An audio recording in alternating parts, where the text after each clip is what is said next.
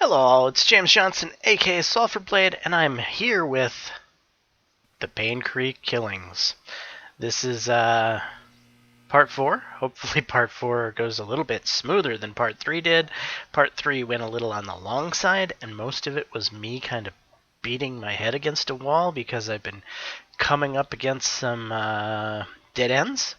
However, I got a good night's sleep, and with rest comes clarity. And I have an idea of some places where maybe, just maybe, I might be able to continue the storyline. And the first place that I want to look around to do that is going to be back at the church.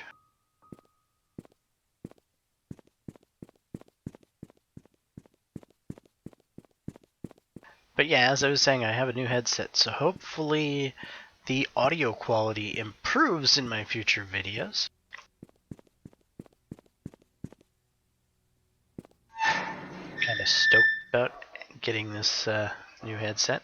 I did some fiddling around with it, and from what I can tell, at least the small little test videos that I did, I sound pretty clear and louder than I have in past videos. So that makes me happy.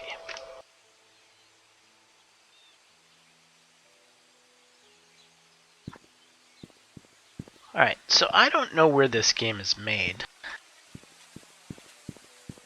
but it might not be made in the US, which means there might be an issue with date times.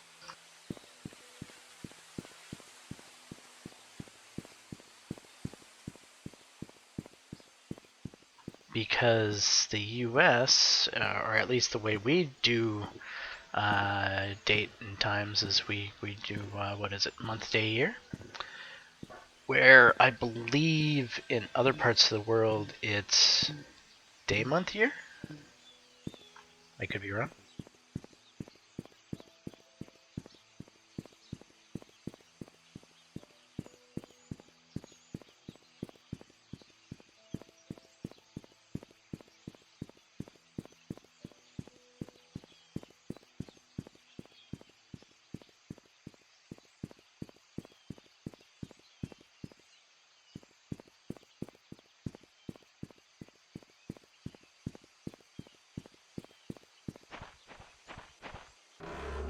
But I was thinking we've made it a good long ways on Mr. Scott Brooks' storyline.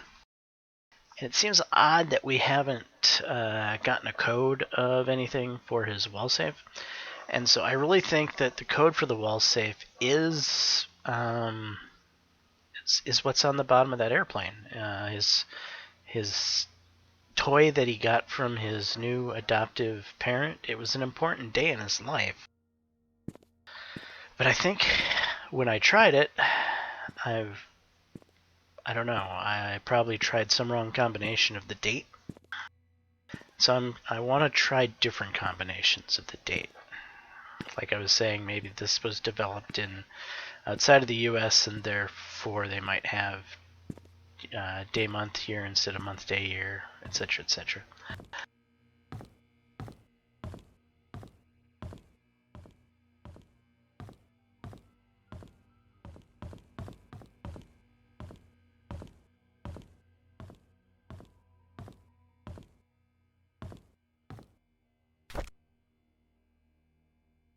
Alright, May 3rd, January, February, March, April, May. So that's 5/3/85.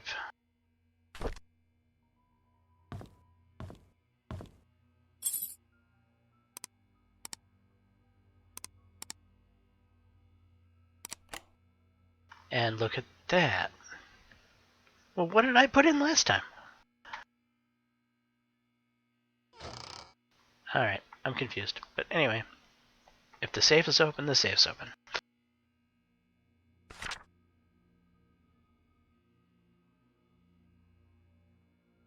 Secret hideout. So there's the code for the tool shed.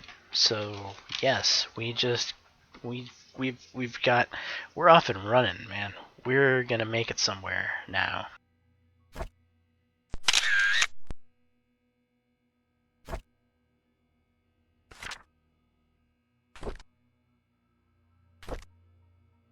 Alright, Sunday, February 18th, 1990. Mr. Peterson passed away at the age of 81. Everyone attended his funeral today. He was buried next to Mrs. Peterson. The population of Paincreek is decreasing. Old people are dying and young people aren't coming back after college. Will I stay in Paincreek till I'm old? And will I die like Mr. Peterson? Will there be anyone left at that point? Trisha talks a lot to me recently. I feel comfortable whenever she's around. I can be myself in front of her. She makes me happy. Father Matthew tells me that it's important to have goals in life. I wonder what life goal I should have. I wonder what Father Matthew's goal is. It's been a few months since Derek got hired by Trisha's dad to be a mansion driver. He gets to travel around the world now. I envy him. I want to work too, so that I can buy something nice for Trisha. Huh. There's a secret room in the mansion? I can't believe it. I can't wait till Saturday to explore it with Trisha. So, evidently he explored the secret room with Trisha back in 1990.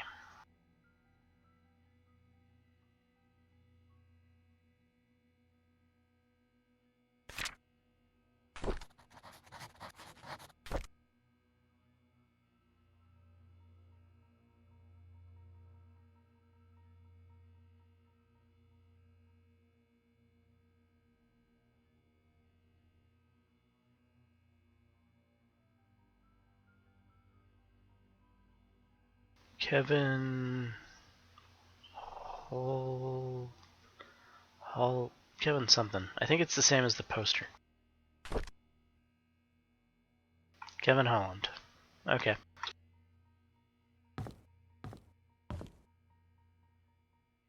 Alright, so yeah. Let's go check out the new code for the tool shed in back of the mansion.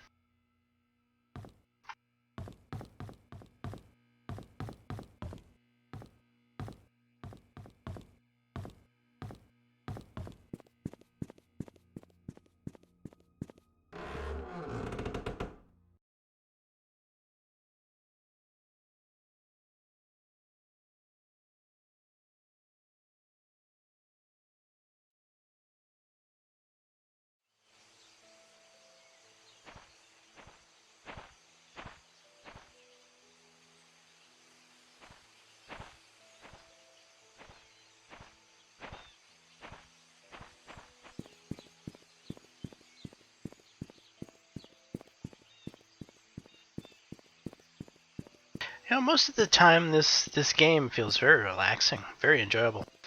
But every now and then the music and stuff kind of gets me a little creeped out. Like yesterday when the power went out at the hospital. Yeah, that completely had me rattled. And I don't jump fright very easily, but I jump frighted over that. That was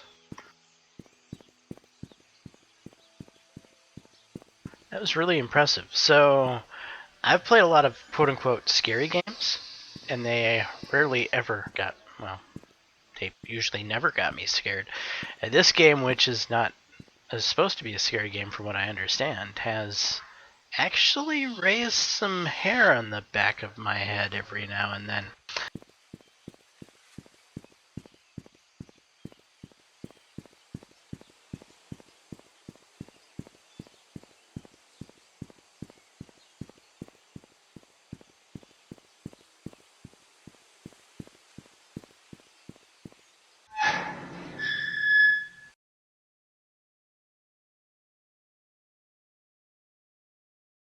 It's definitely a really immersive game. And for the most part, it goes along pretty smoothly. It's not too hard to figure out, I suppose.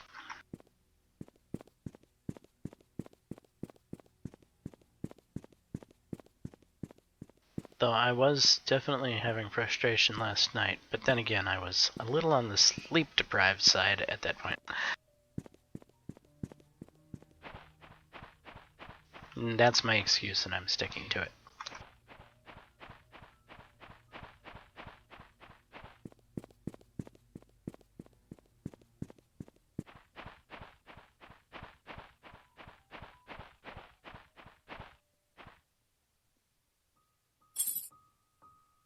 What was that? 8831? I think that's what it said. Can always check afterwards. Yeah.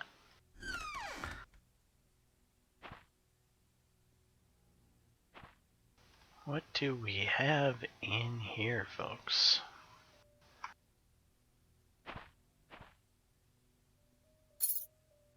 Looks like a mansion room key. Attic. Oh, sweet. That's a good find.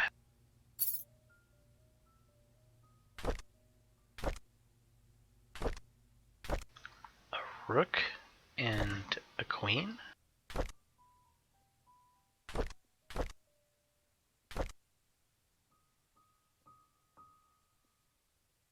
The queen is number 1?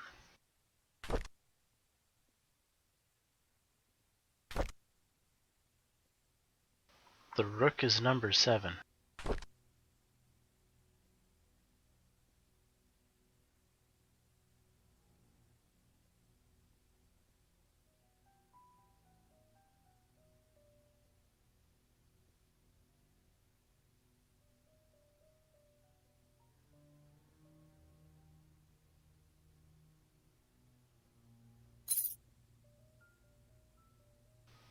Trisha's key of some sort.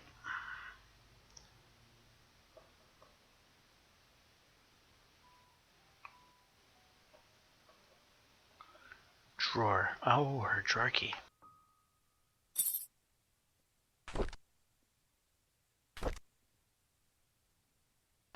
I like being with Scott. I can be myself in front of him. He doesn't judge me or tell me what to do. He cares about what I think. He makes me happy. Scott and I have decided to have our own secret hideout. It'll be really fun. Mom won't know that we are secretly meeting. I'm so glad that Scott is now working at the mansion. Although having Andrew as his supervisor is probably not the best idea. He's drunk all the time. I don't want him to influence Scott in a bad way. Scott has to work the garden the whole day. After that, he has some errands to do. I guess we won't be meeting today. I miss him already. I wanted to learn photography, so Mom hired Oliver to be my tutor. At first, I thought he would be too old to teach, plus his techniques are probably too ancient. But then he came. I was surprised that he's a very humble person despite our age difference. We talked for hours. I felt comfortable around him. Then he showed me the photos he took. They were beautiful. It was around this point that I figured out that Oliver is perfect as a tutor, that I shouldn't have been so quick to judge the old man. I'm glad Oliver is my teacher. Scott has finally finished moving all his stuff to the cabin. Winter's coming. It'll be extremely cold in the cabin. The fireplace should help. Maybe I should knit a scarf for Scott. I think I'll visit him today.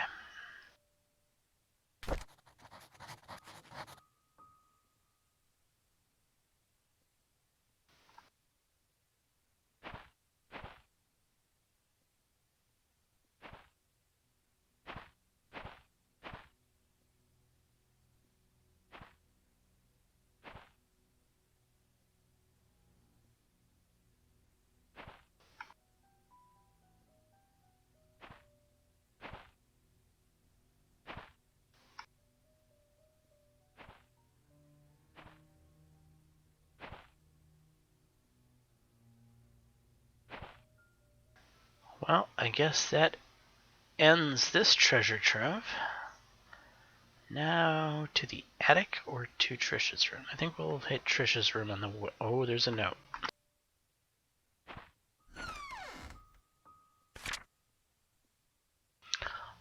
Oliver from the photo lab borrowed a shovel and a wrench.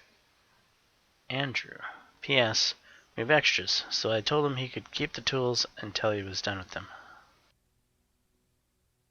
Huh. Didn't Oliver from the photo lab borrow tools and a shovel from the inn? And now he has to borrow more tools from a shovel. Shovel times 2. He's borrowing shovels from 2 different sources. Shovels are needed to bury bodies. I wonder. Oliver has no reason, from what I know, to have been the person. He hasn't been on my radar at all until now. His shovel fetish, however, should put him on my radar.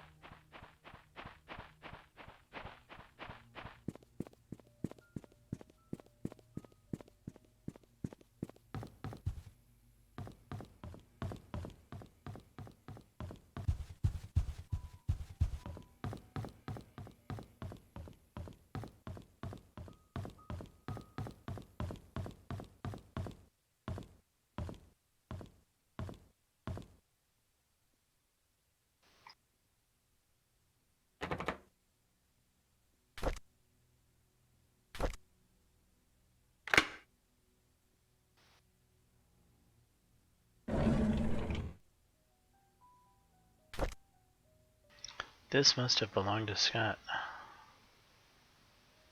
Okay. Please hold on to this. Someday I will tell you everything, Scott.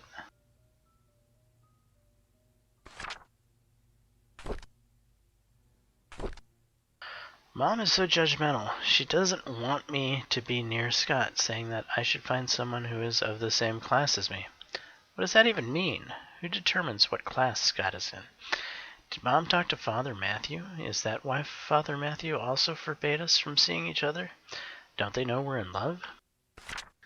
Last night, Scott and Father Matthew had a big fight. Father Matthew told him to stop seeing me again. I asked Scott why, but he didn't know the reason. I feel so miserable.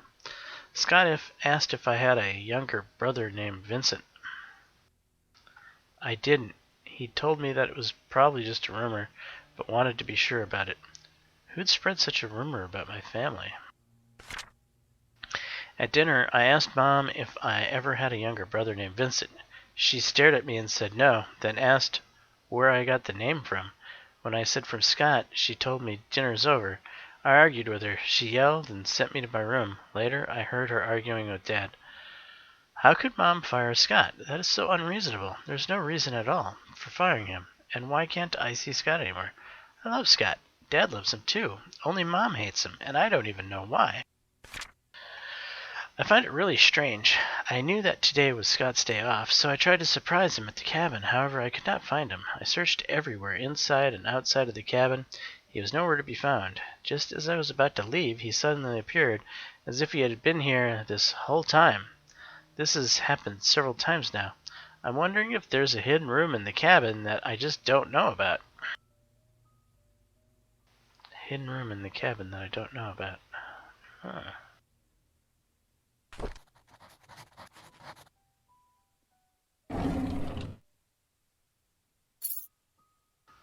Looks like a house key.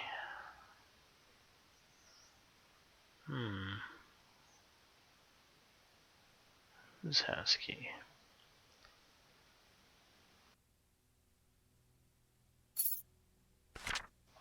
Dear Tricia, you can always stay at my place when you feel lonely. Dorothy. Sweet, we got Dorothy's house key.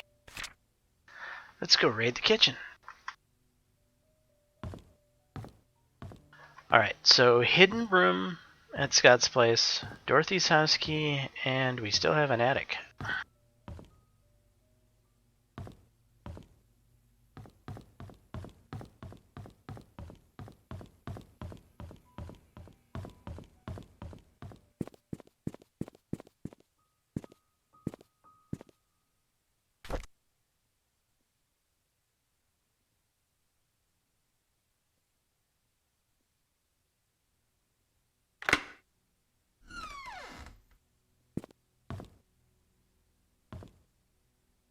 little dark up here.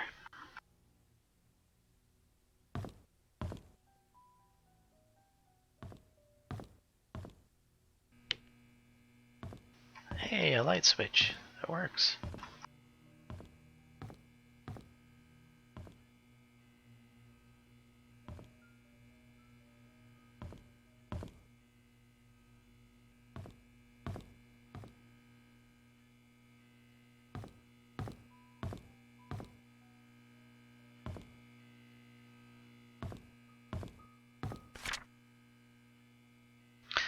The Benfield secret safe instructions. Insert the clock key, set the time, turn the key.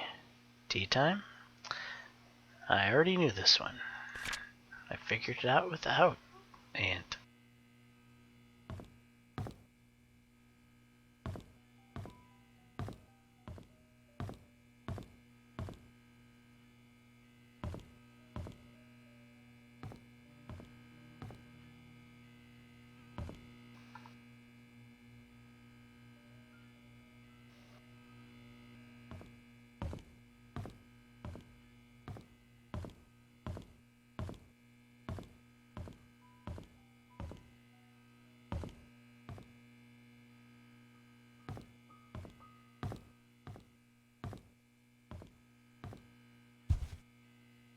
well, the attic's pretty much a bust, isn't it?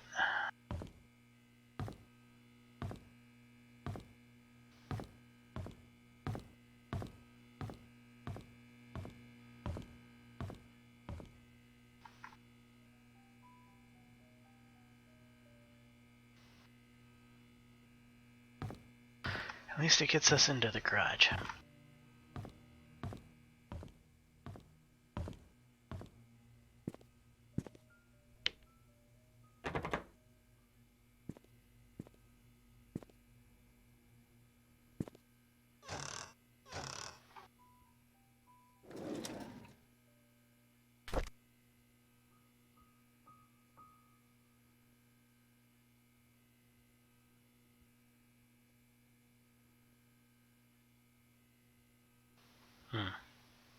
Okay, I guess we can work the garden.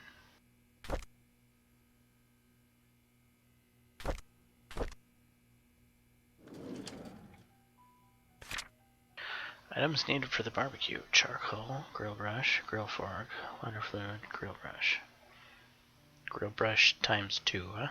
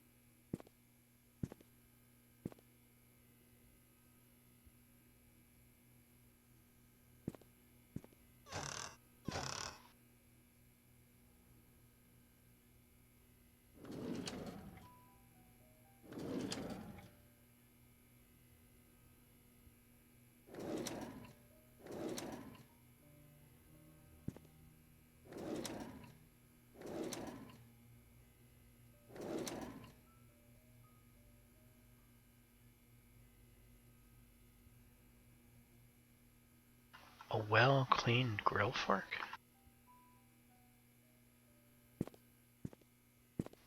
Was that the murder weapon?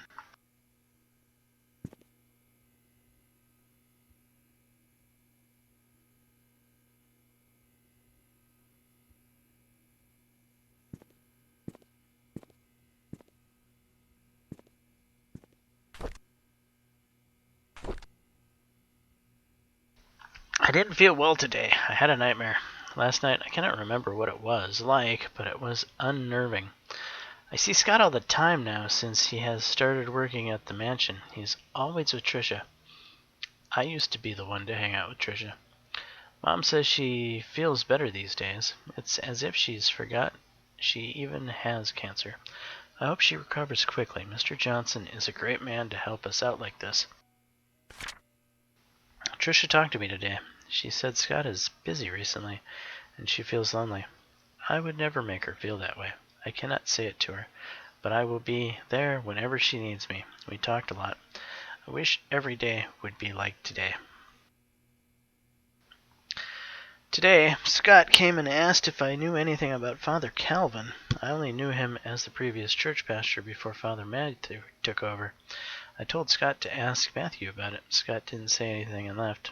Looks like they aren't getting along too well.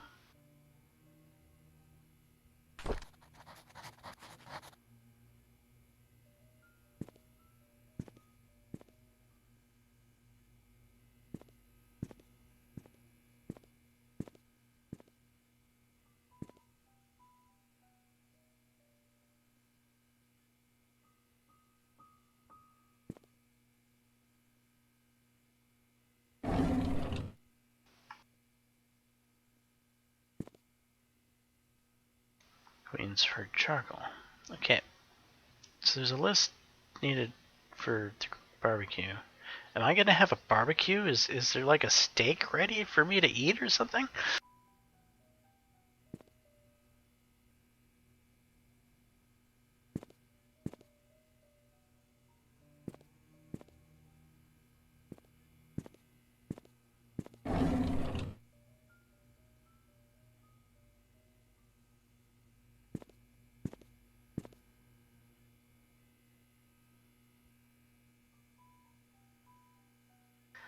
I was hoping to get some tools in here.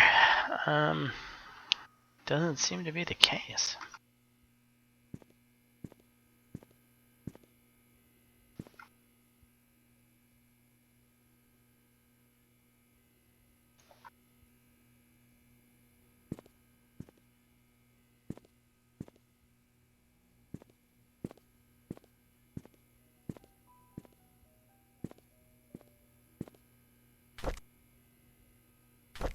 Alright, so I have this metal cross.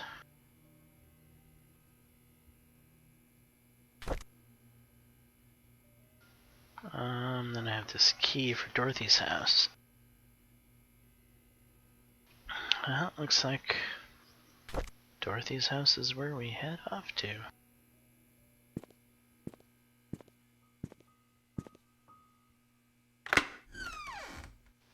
It opened this time.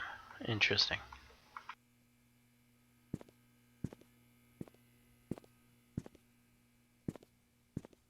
Actually, I do want to try one more other thing.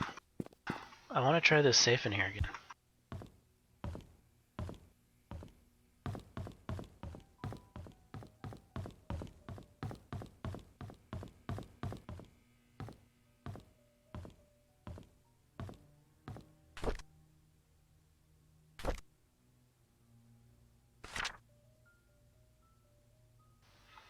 August 27th of 93.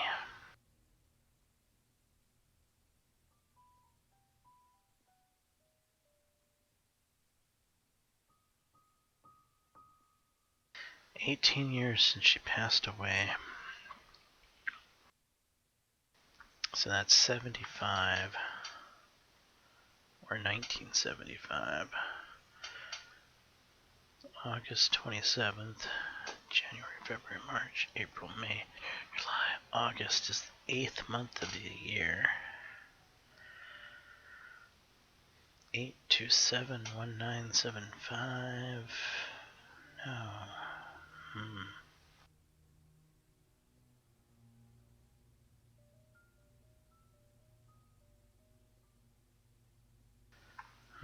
I really think this is the date.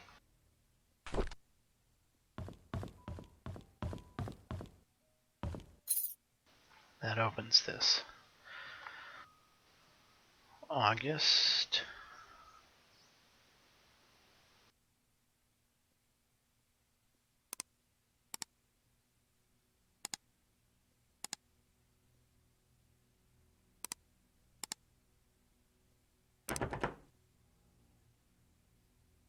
Okay, maybe it's the 27th of August, 08 of 75. No.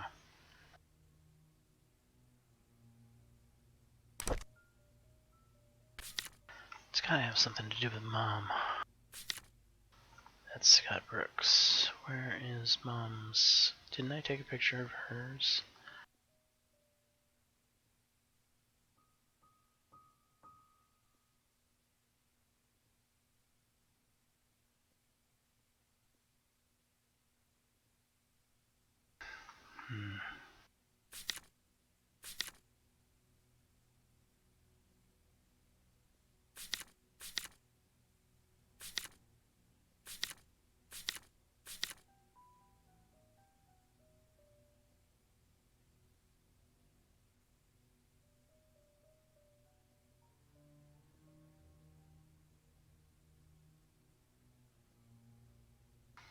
Looking back at my notes, Magdalene Roberts, 1970 to 1975.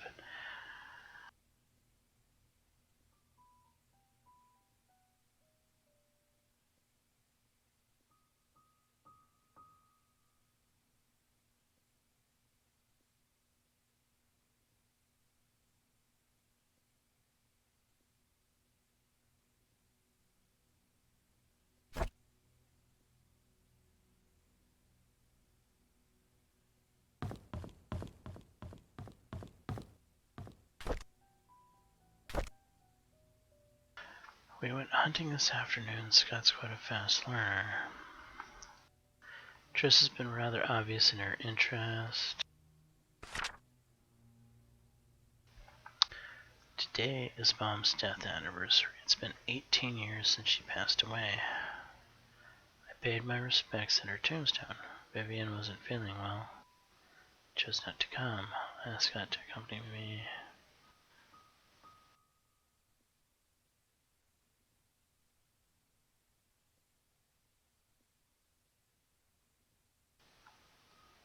Huh.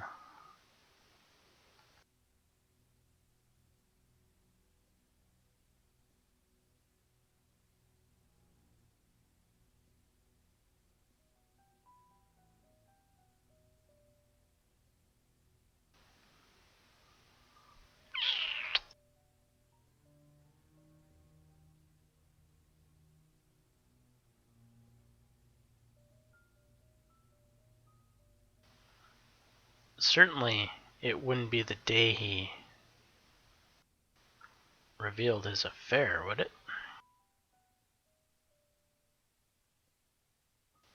This, I don't know. This sounds more like he's reminiscing about the fact that he came clean, that this wasn't actually the day that he... This is the only really important date here, is the death.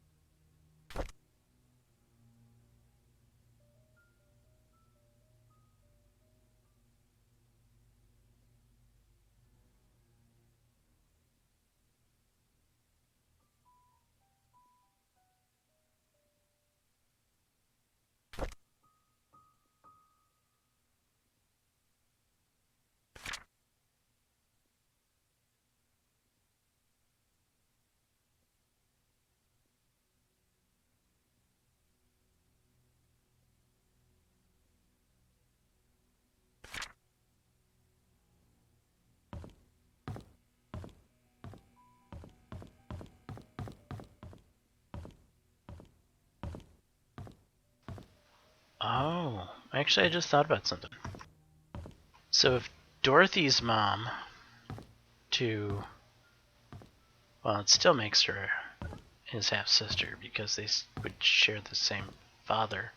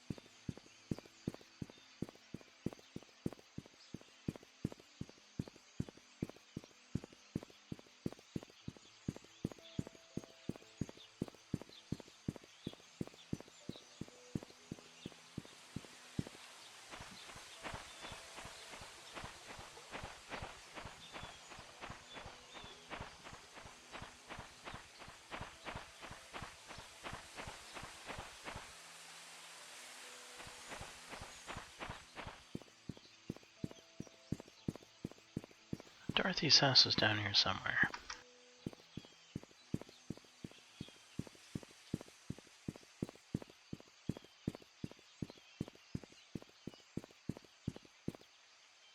Yeah, this is it. I could check my notes, but I'm pretty sure this is it.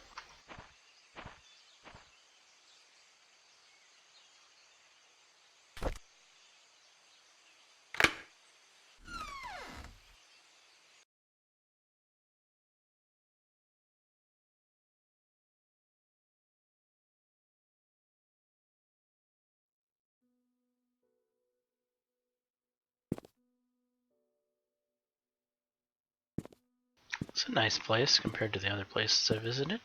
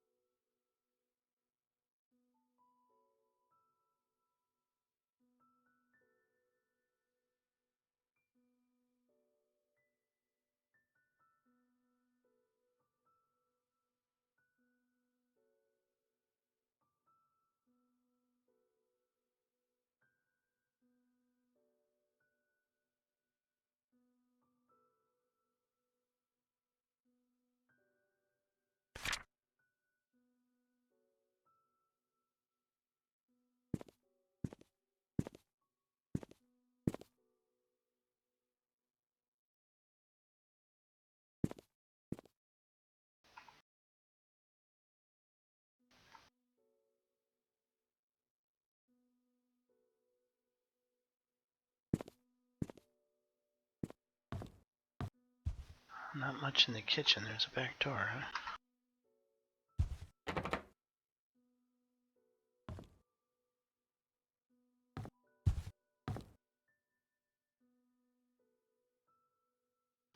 Several doors.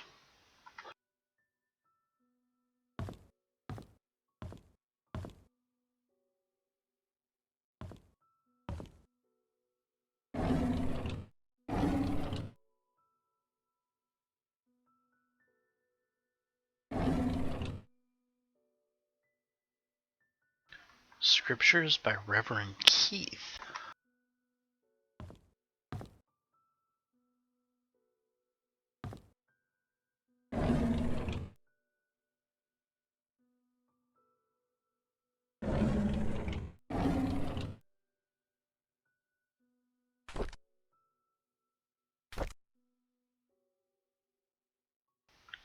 Charles asked something of me today. He asked if I would be willing to stay with Sophia, that he'd arranged to have a house rented out a little ways from the mansion. I told him that I would help, but that Sophia's pregnancy will eventually show. There's no way of hiding it. He seemed very worried. Charles came up to me and expressed his gratitude for taking care of Sophia. He said he will be covering all the necessary expenses. He told me not to tell anyone about it. As for Sophia's growing belly, when the time comes, I'm to make up something about her running errands outside of Paincreek. I'm not sure if that will work. Sophia is 8 months into her pregnancy. Her belly is big now. I asked her how she felt. She told me she's happy and feels hopeful for their future. She said it would be best if the baby is a boy. I can understand why she's thinking that way, but I can't help but wonder how Vivian will feel about it. What will the ramifications of this be?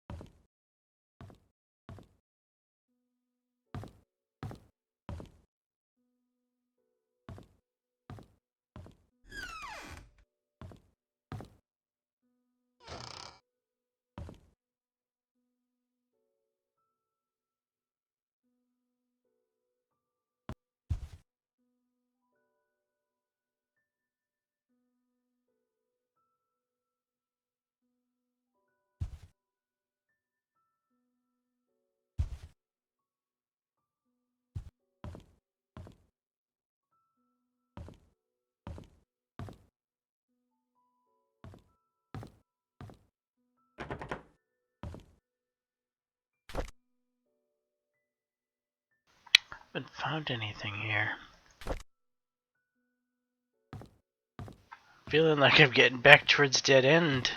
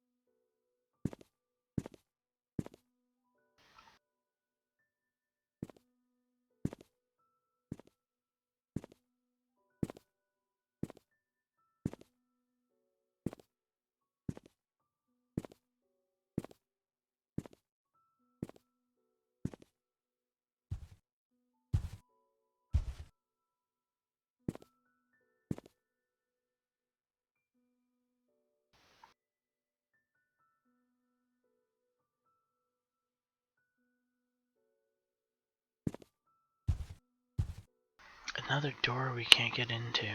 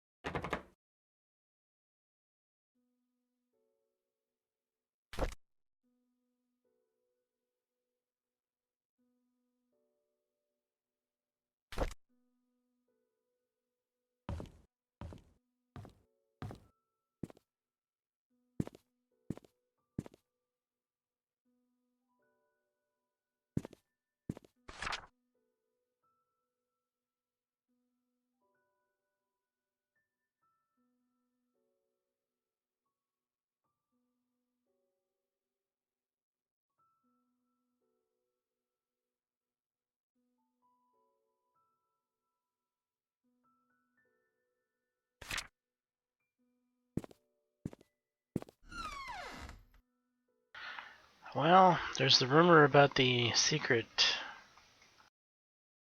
room at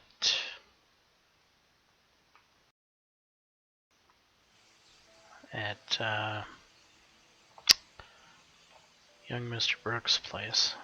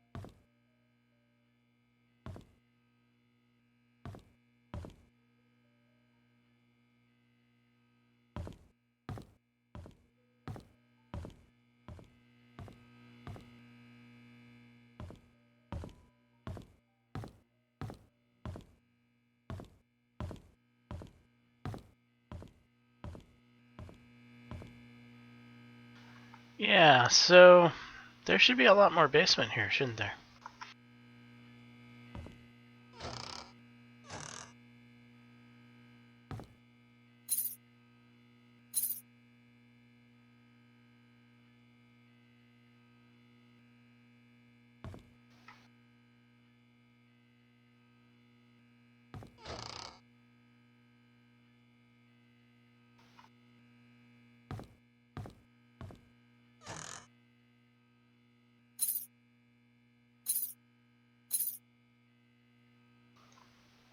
I thought it would open if I was inside of it.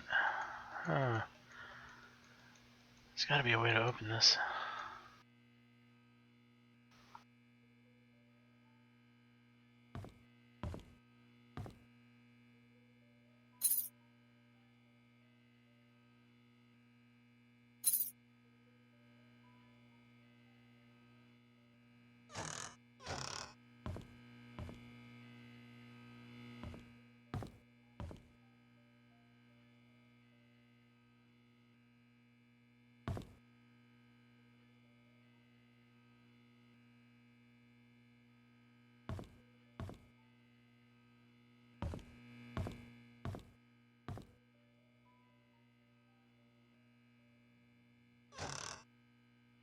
Aha!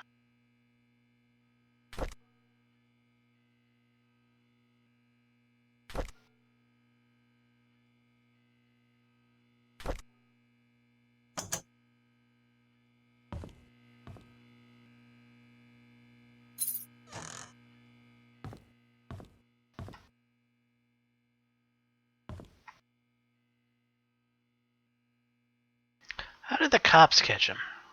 If he had this.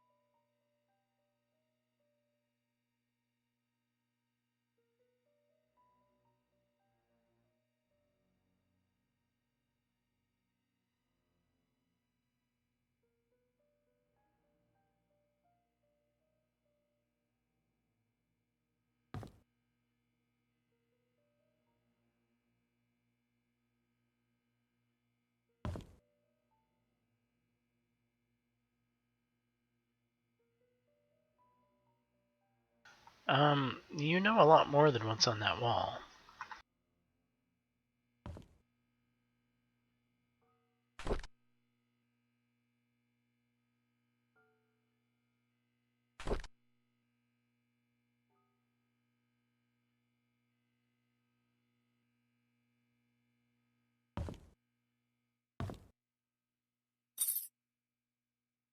An old gate key.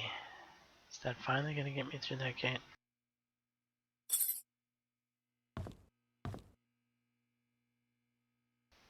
I found out who killed my mother.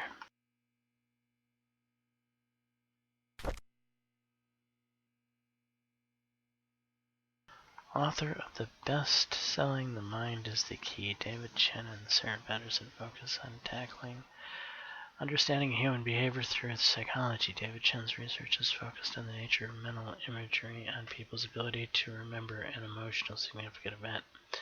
It is served on real criminal cases and possesses the knowledge and experience to answer the many questions of the human mind.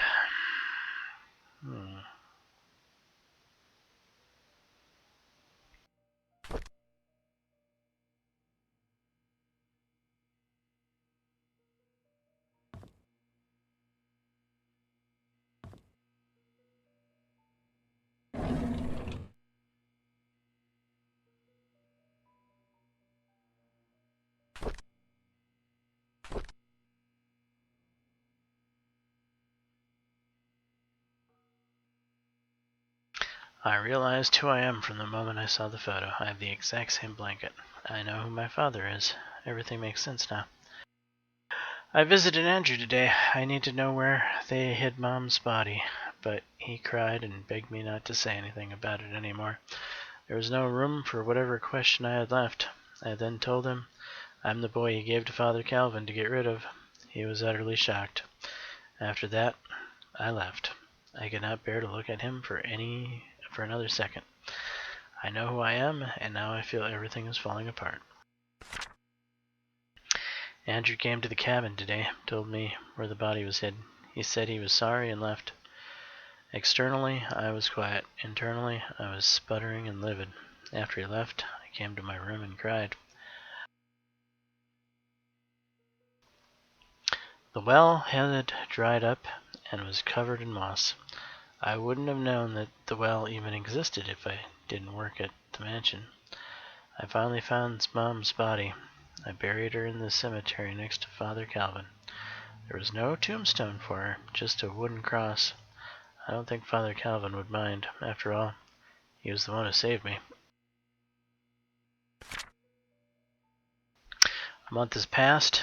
I haven't worked since and have stopped meeting anyone. Tricia knocks on my door every day, but I would hide each time. She cries every time, begging me to come out, anxious to know why I won't see her. If she's done anything wrong, I don't know what to say to her, but I know we cannot be together anymore. Father Matthew visited me today. He said that he hasn't seen me at church for a while, that no one has heard from me in weeks. Then he asked how I was doing. I began crying. The tears just flowed down my cheek. I cried, and I just couldn't stop them. I told him everything. I told him that I know that Charles is my father. I confessed that I now knew that Tricia was my half-sister, and I said I didn't know what to do now. He listened and didn't speak.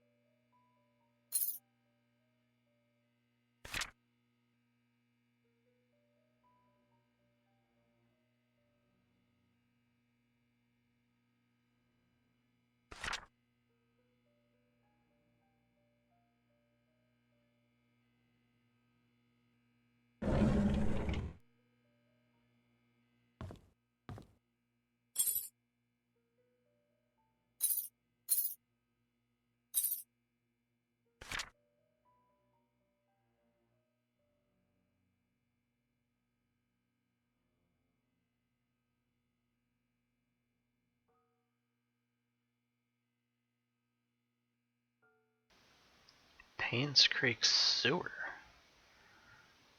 Huh.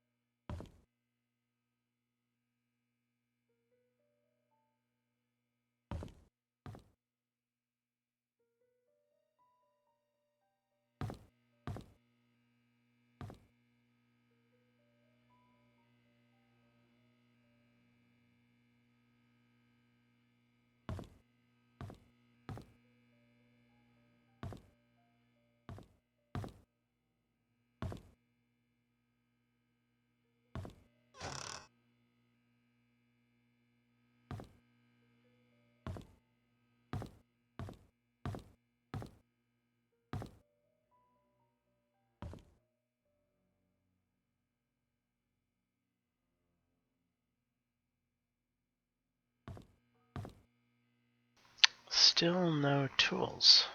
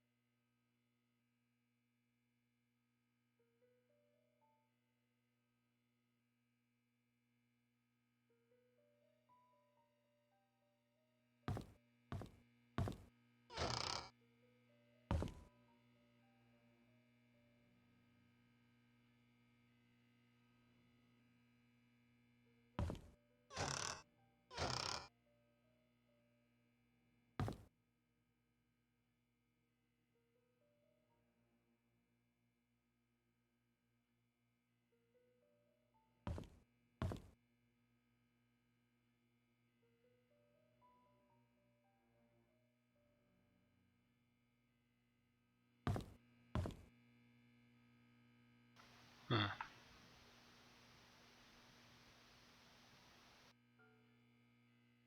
Well, I guess that's all I'm gonna get out of here.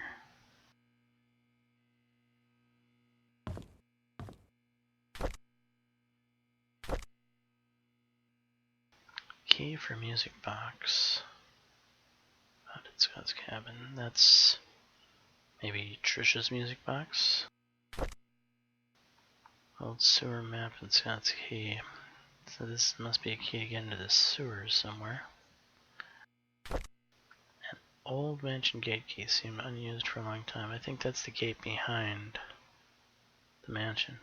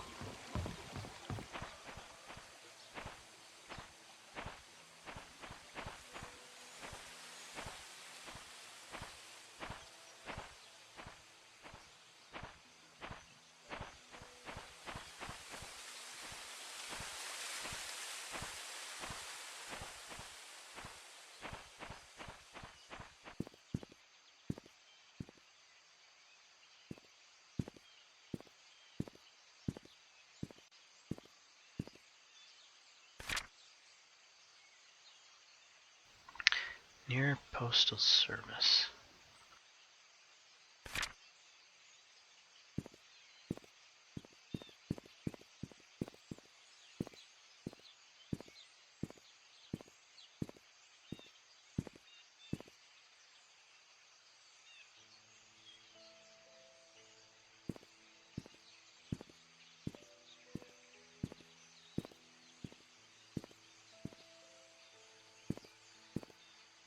What is this a map of?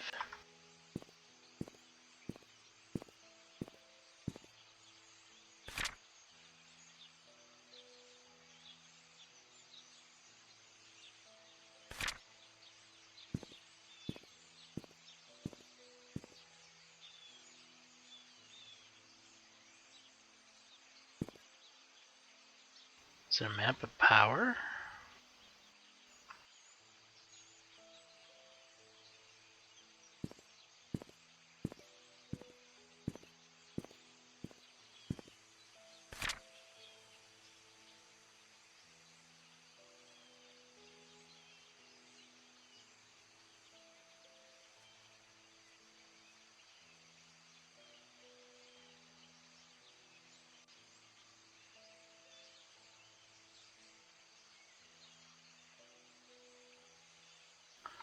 Old sewer entrance. I think that's where I need to go.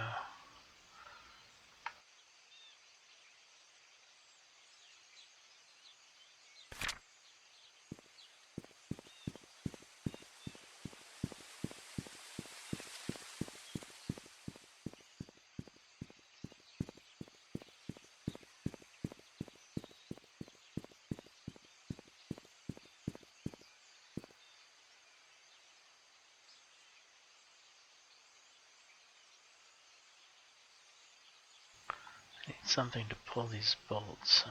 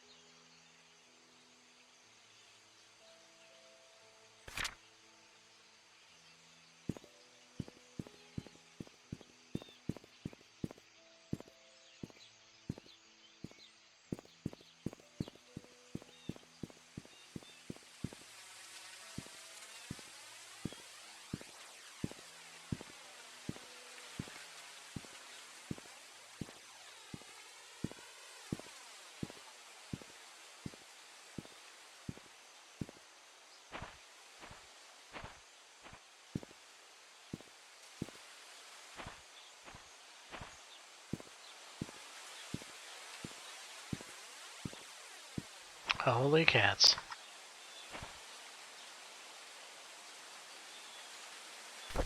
I could have walked past this a million times.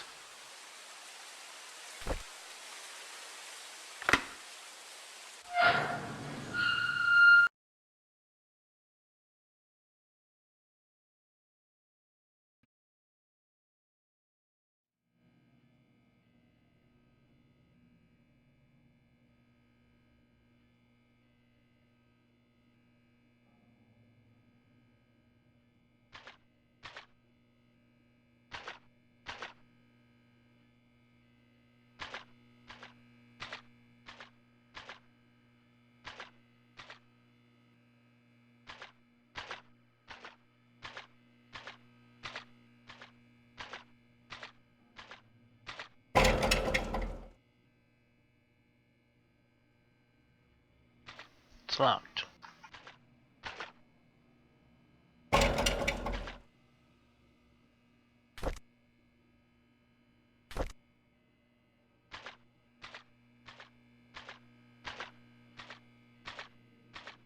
Why did it let me down here if there were just going to be more locked doors?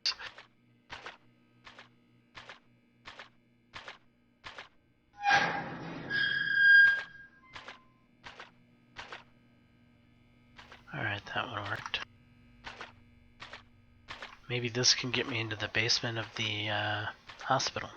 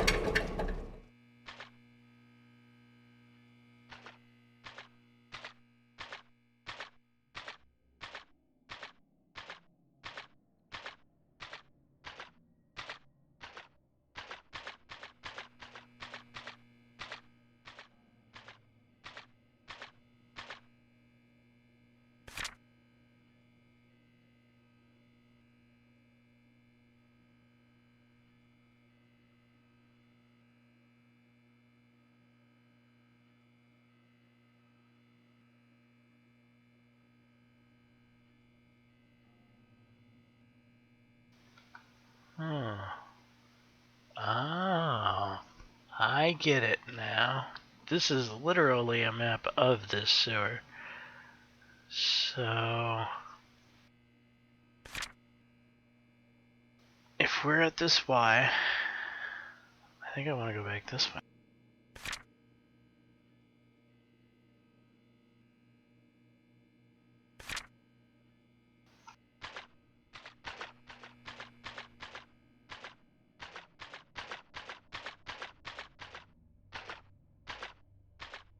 Or is this where I came from?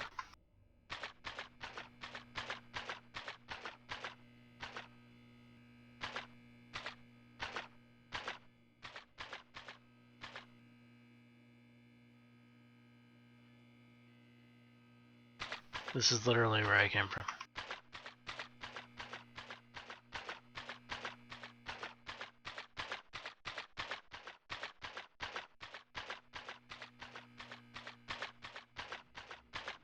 So then it's this way.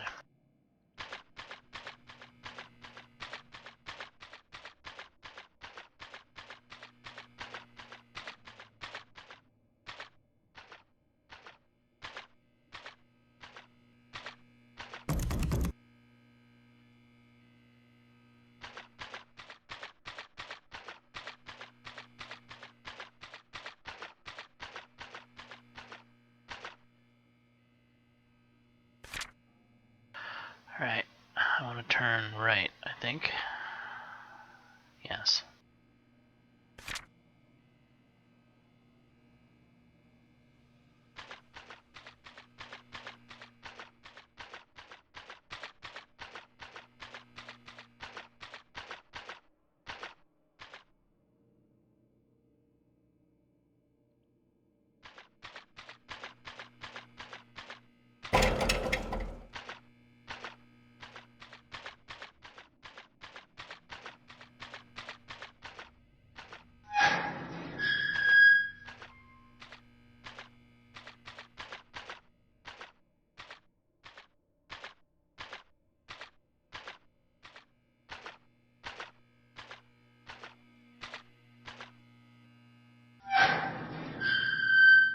Hospital? Basement? Maybe?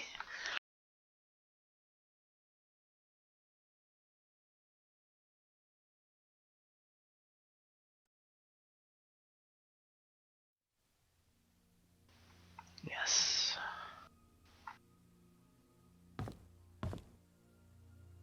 Janitor's closet. Really?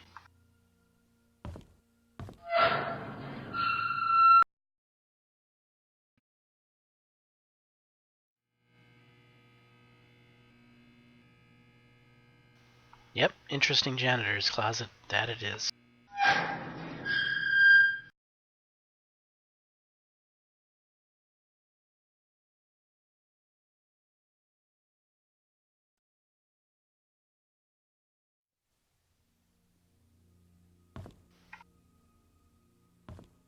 Alright, so that's a little freaky, because when I was in here, in this hospital, the power went out.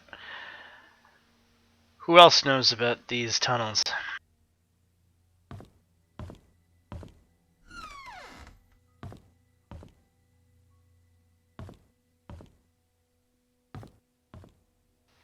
The morgue, huh?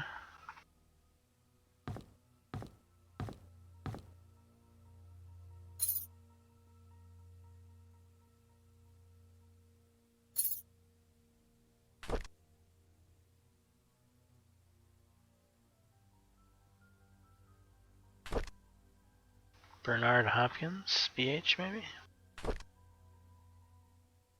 Stephen Moss. What is his driver's license doing here?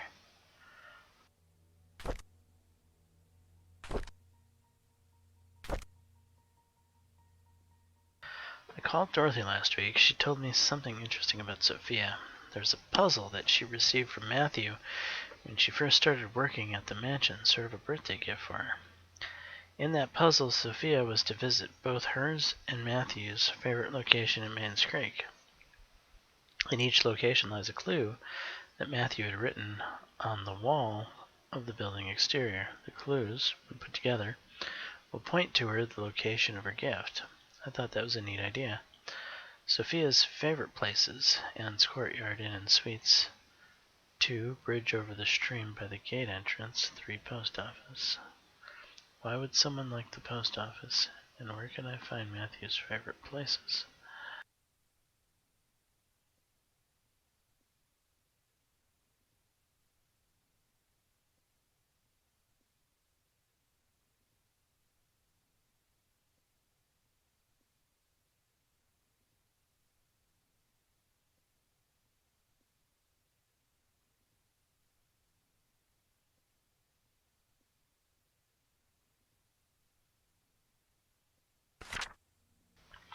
I received an anonymous message this morning. It claimed that Scott wasn't Vivian's killer. Unfortunately, that's all I got.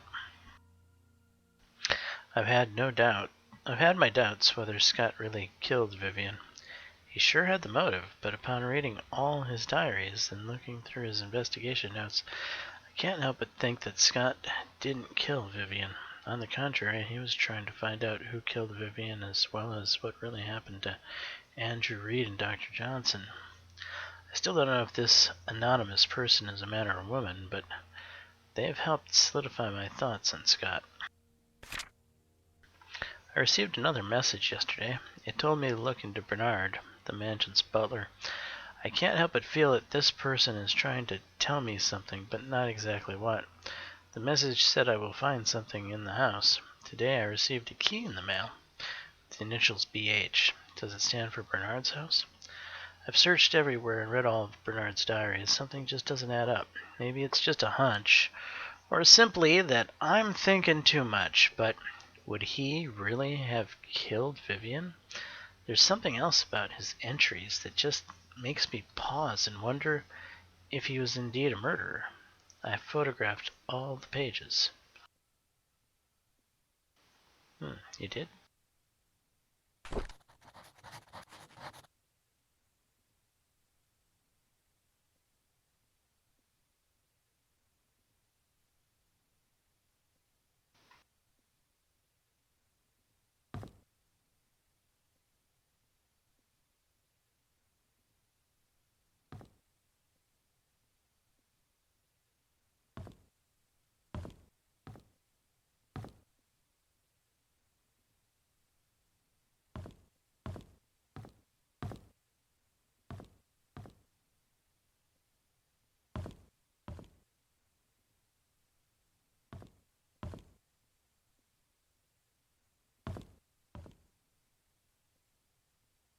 Not gonna let me up anything. It's not gonna let me open any of the morgue up. Okay.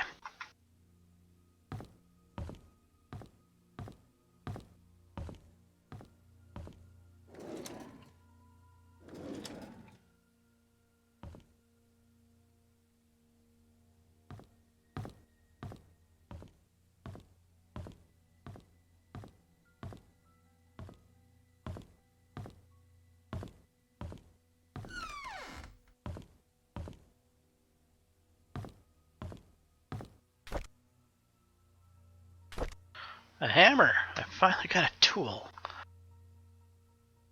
And I found it in a hospital.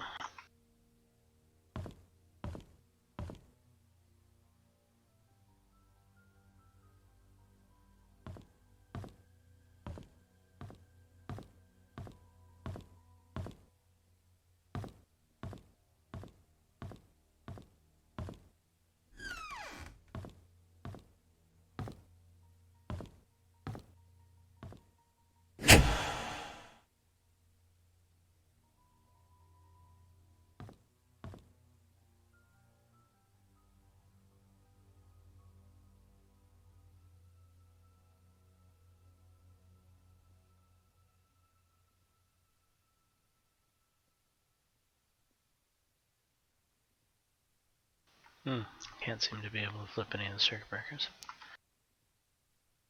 I think that's the only thing I'm allowed to flip here is that.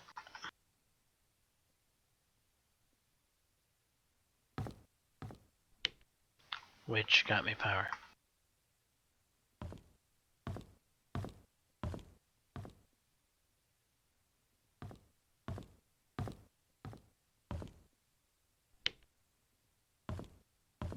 It's time to waste the power.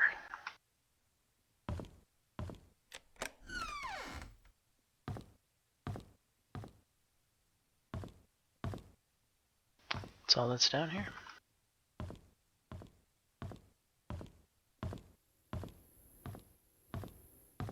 Yes.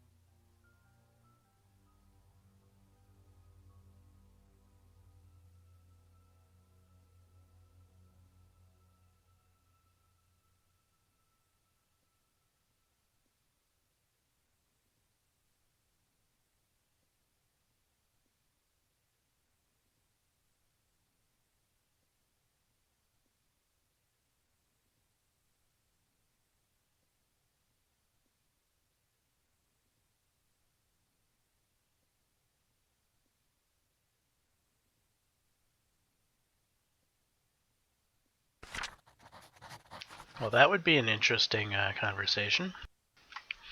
Hey, Doc, you're ripping off the hospital. Doc's like, Vivian? You know that thing we did, 15, 20 years ago, and your mother-in-law? And she's like, but you're ripping off the hospital? And he's like, and your point?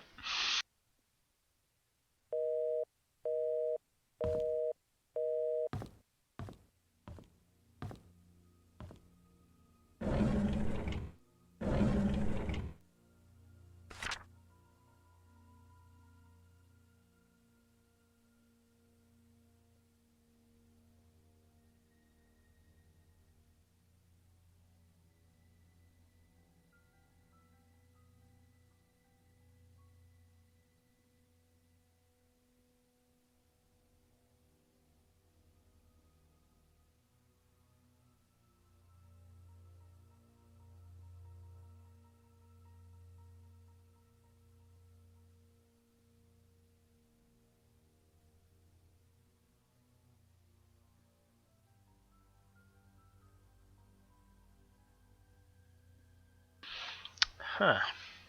Charles, huh?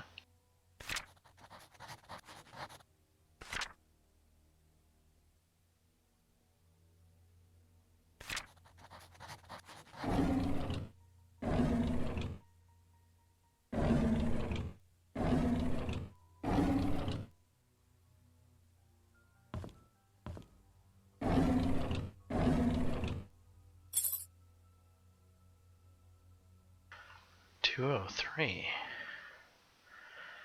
Oh, I think I know where this goes.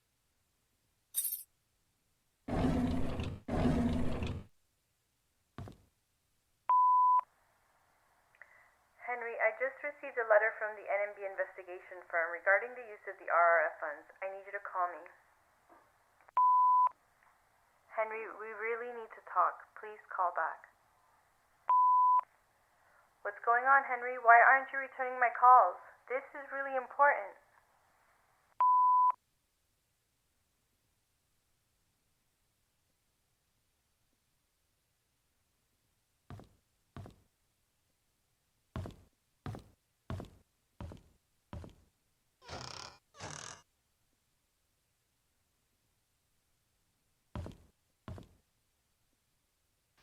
Oh, look at that. Some of the same encyclopedias.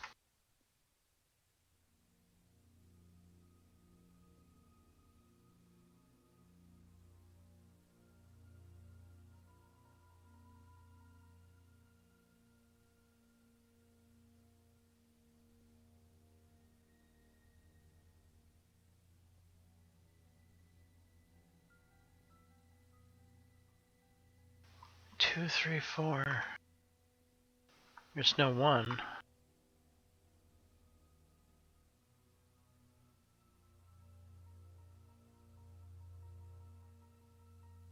There's no one again. I don't know if I'm reading into anything here, but...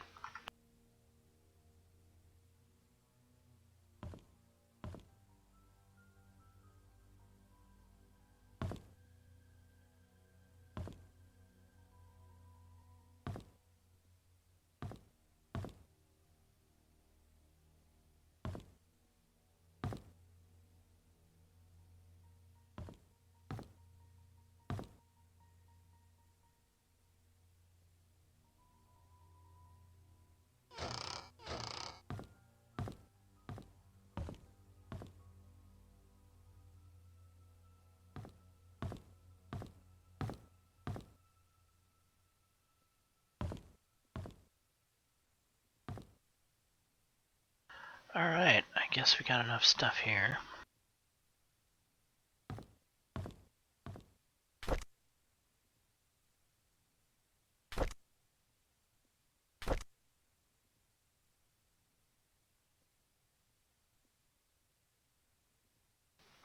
Briefcase key.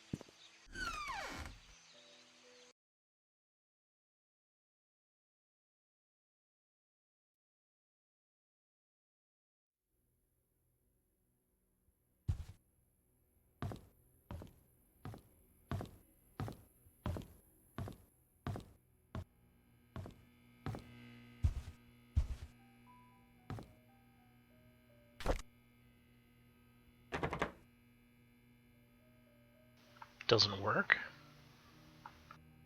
Oh, 203 found in the hospital. There's probably a hospital room with room 203.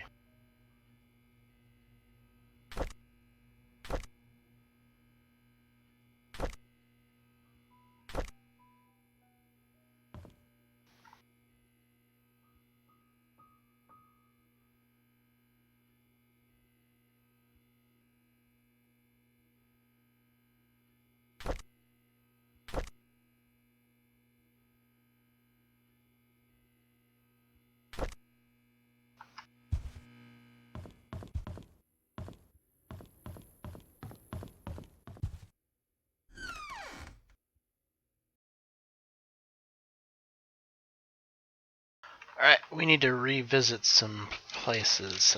Bernard's place and probably Wanda's place. Bernard's place is Silver Lake. They're both Silver Lake.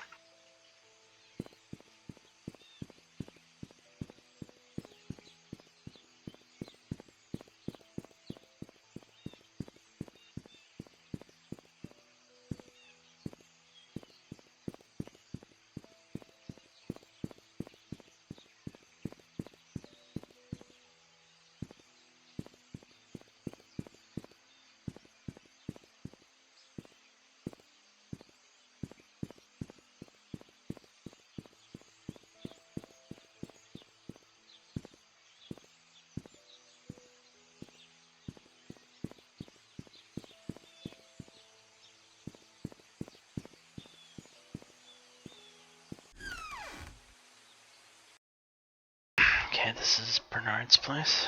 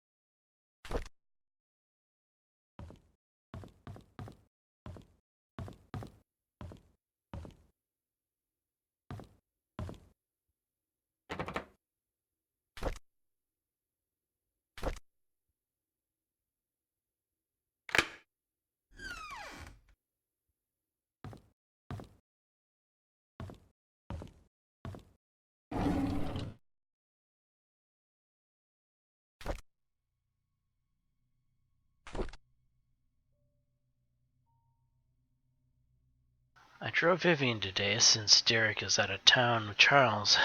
As I was driving, we talked.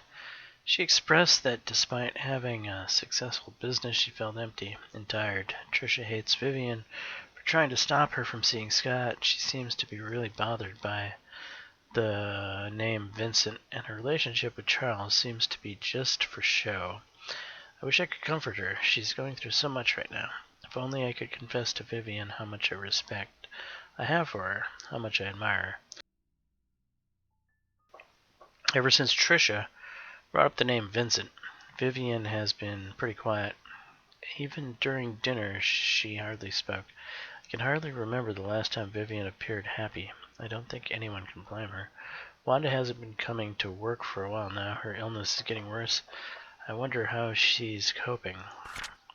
Derek wasn't available to drive Vivian again, so I offered help. It's been a month since I first drove for her. She's been opening up more to me, telling me about the struggles she's faced with her rocky relationship with Charles, how she really dislikes Scott.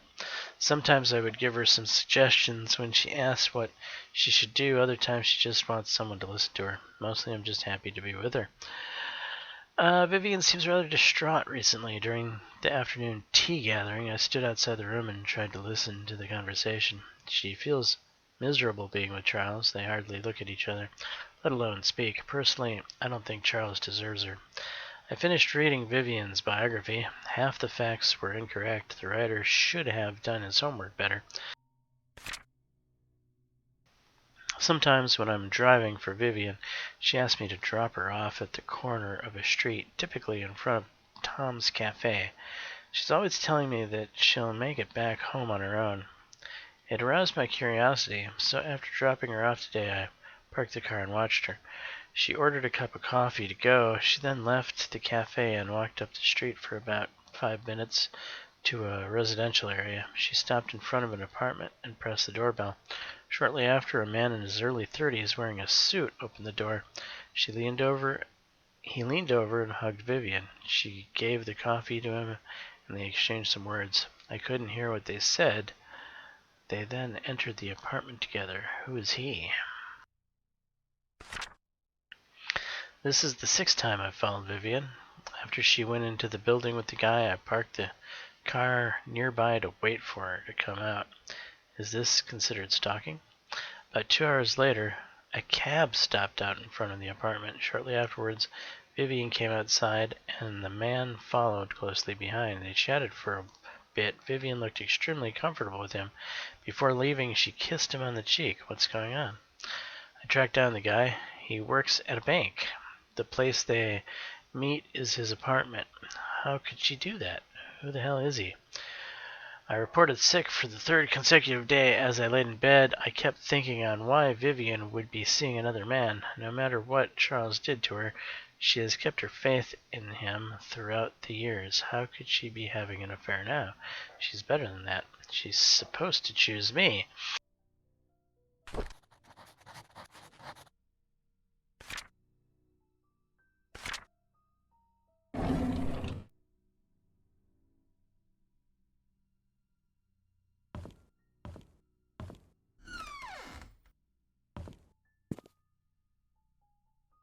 But I've been in here? It looks like I've been in here.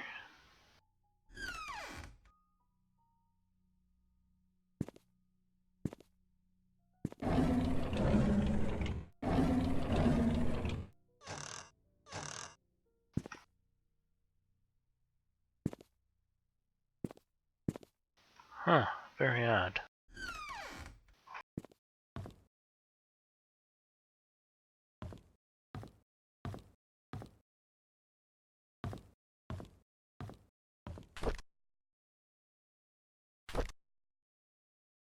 The hospital gave me these pills. They're supposed to help fight depression. I feel a slight dizziness. It might be the food that I ate this morning. The dizziness comes and goes. I'm still able to work. Not a big problem. It's my day off today. I didn't take the medication.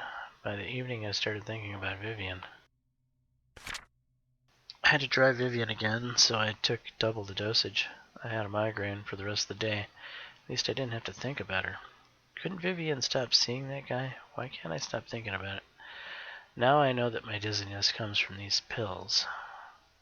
The pills, they don't seem to work anymore. It doesn't matter if I take them or not. I can't stop imagining what Vivian and that guy are doing whenever they meet. Day 32. I stopped taking the medication.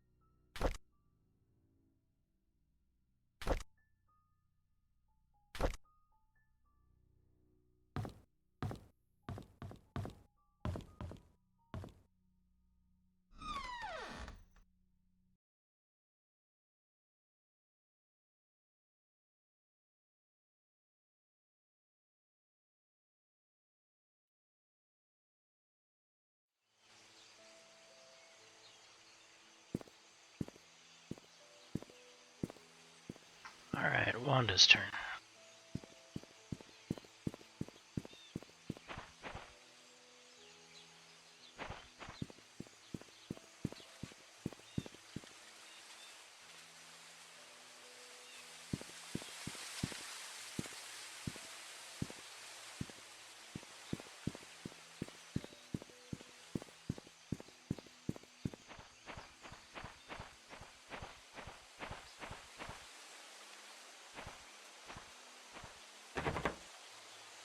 Wasn't it 41?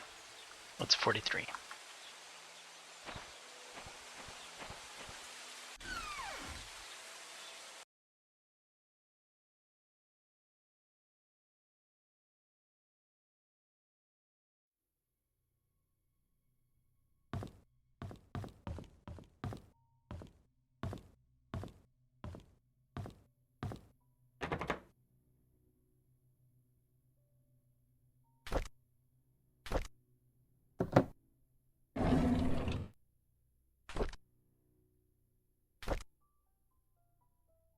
School called the principal.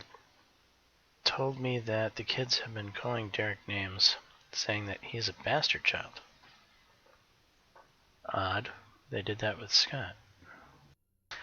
I know that Derek wants to know where his father is. I don't know what to say to him. The school called me again and told me that Derek poked a bird's nest till it fell off the tree. After that, he stoned the chicks to death. This resulted in him being suspended from school for a week. The principal asked if Derek had suffered any kind of trauma that would cause him to act like this. I could not tell him that Derek witnessed Sophia being killed. He was only 5 when that happened. Derek stopped going to school. He told me school isn't for him. I should not have asked him to keep quiet about Sophia's death. He must have been bottling up his emotions all these years. Maybe it's time I start homeschooling him.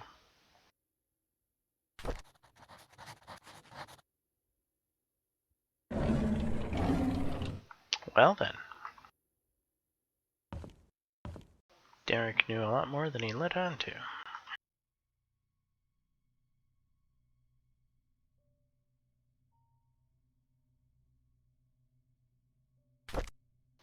Good, hammer's still in my inventory.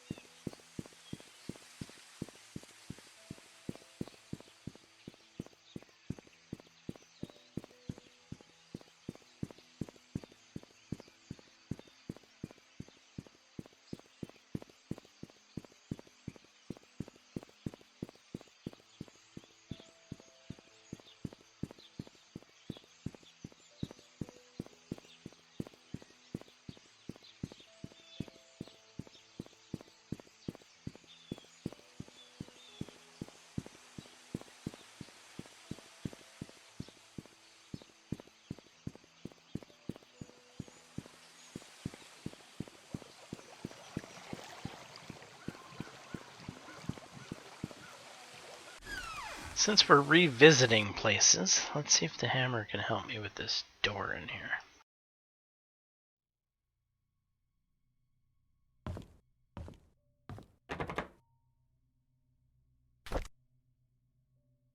No.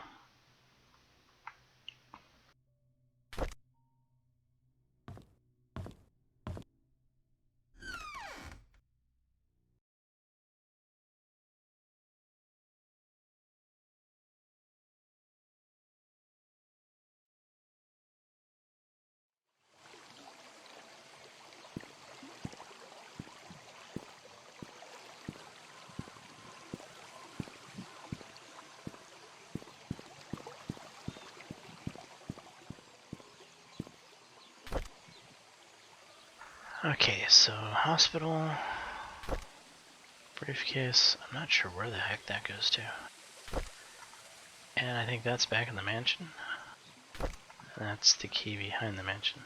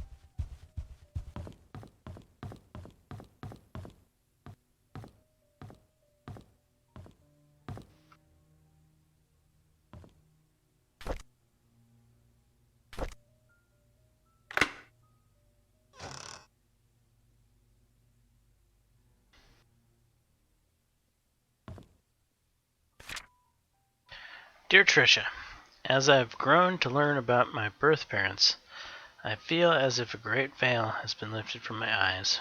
I now understand why Father Matthew was against us seeing each other. He was right. We shouldn't be together.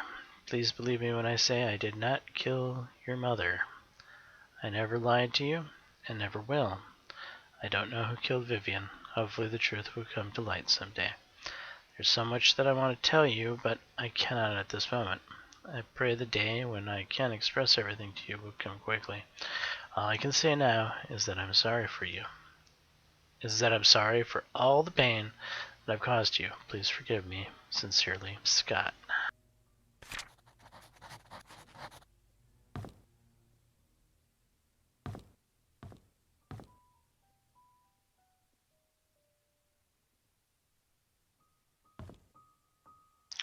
Well, definitely not Scott. I believe him 100%.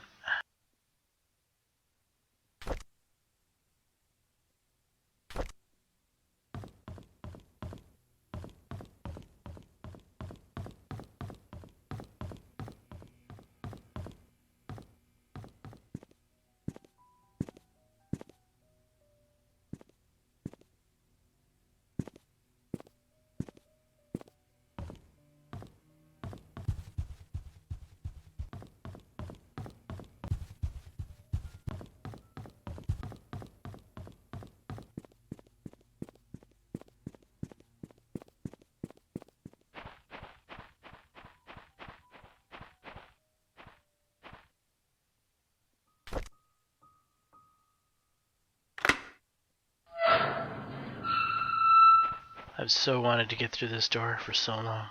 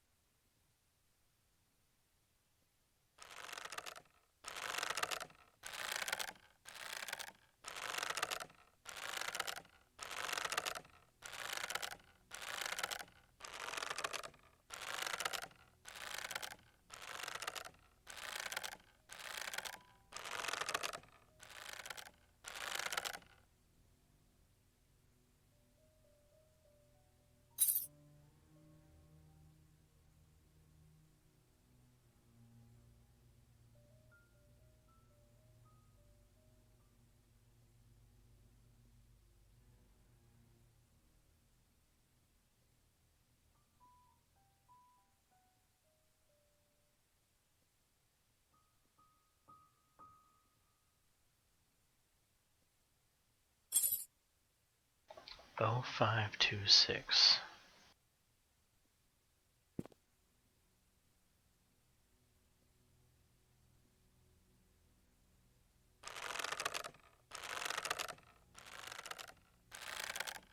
This would be about the time that the rope gets cut up top by some random killer that's been watching me the entire time.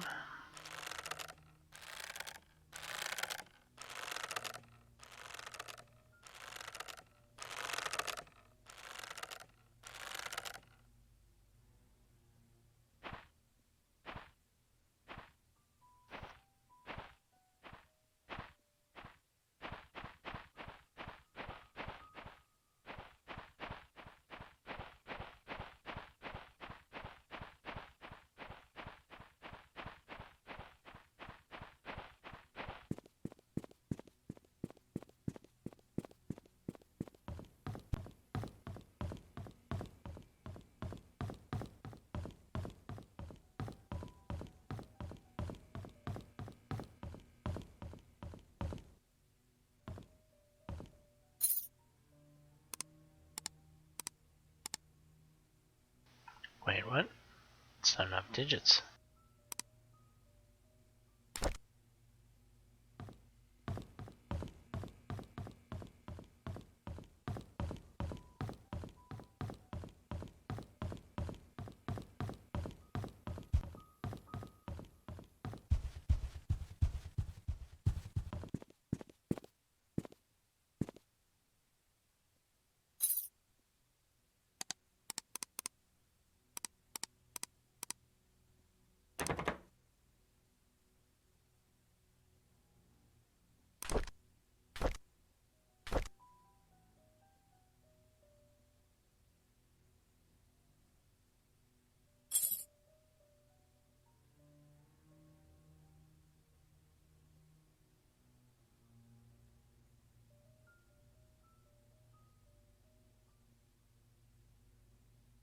Oh, 0526.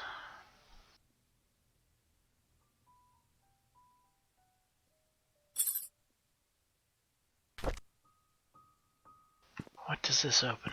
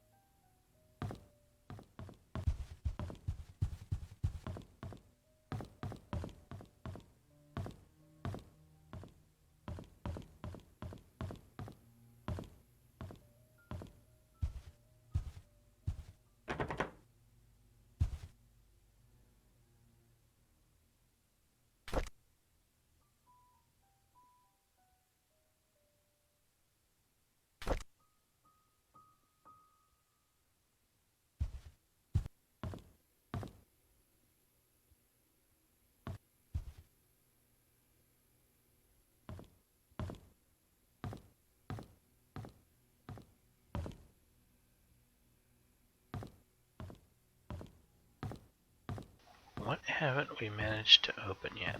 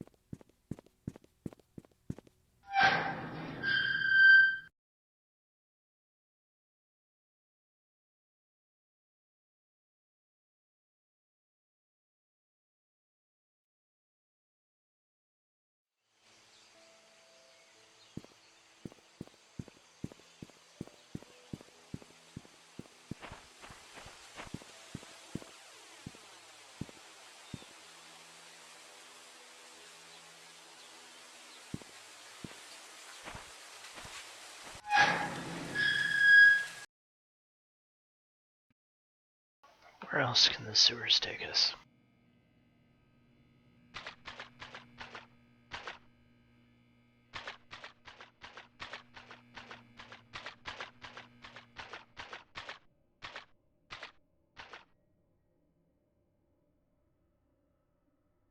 We've tried that one, right?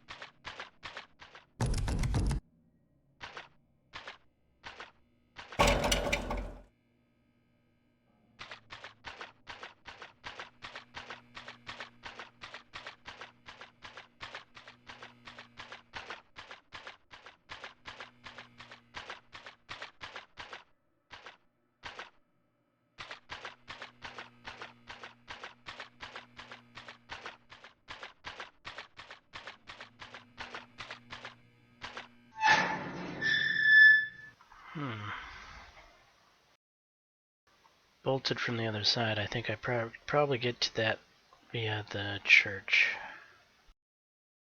Other than that, I don't think that there's much else down there.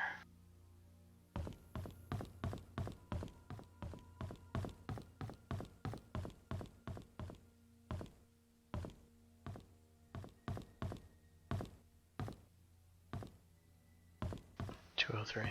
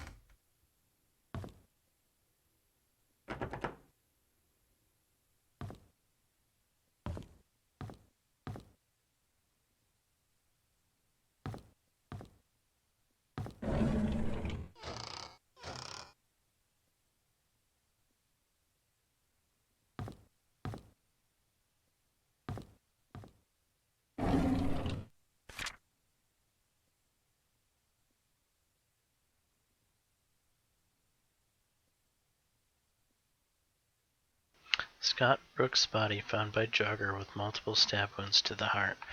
Police unsure if events are tied to the killing of Vivian Roberts. Scott Brooks, the murder suspect on the Vivian Roberts case, was killed yesterday. His body was found on the roadside along Maple Drive. At around 6:50 a.m., a jogger happened to see a body lying motionless on the side of the road behind the bush. While doing his morning run, he stopped to check if the person needed help, only to notice that the body was covered in blood. He immediately called 911. The police arrived shortly. At around 7 a.m., the victim was pronounced dead. The time of death was predicted to be about 4 to 6 hours ago, putting the time of death between 1 a.m. and 3 a.m. The questions have been raised pertaining to the murder of Vivian Roberts, especially since Scott was released from prison due to lack of evidence, really. Found behind the bush on Maple Drive. The police are currently investigating the case.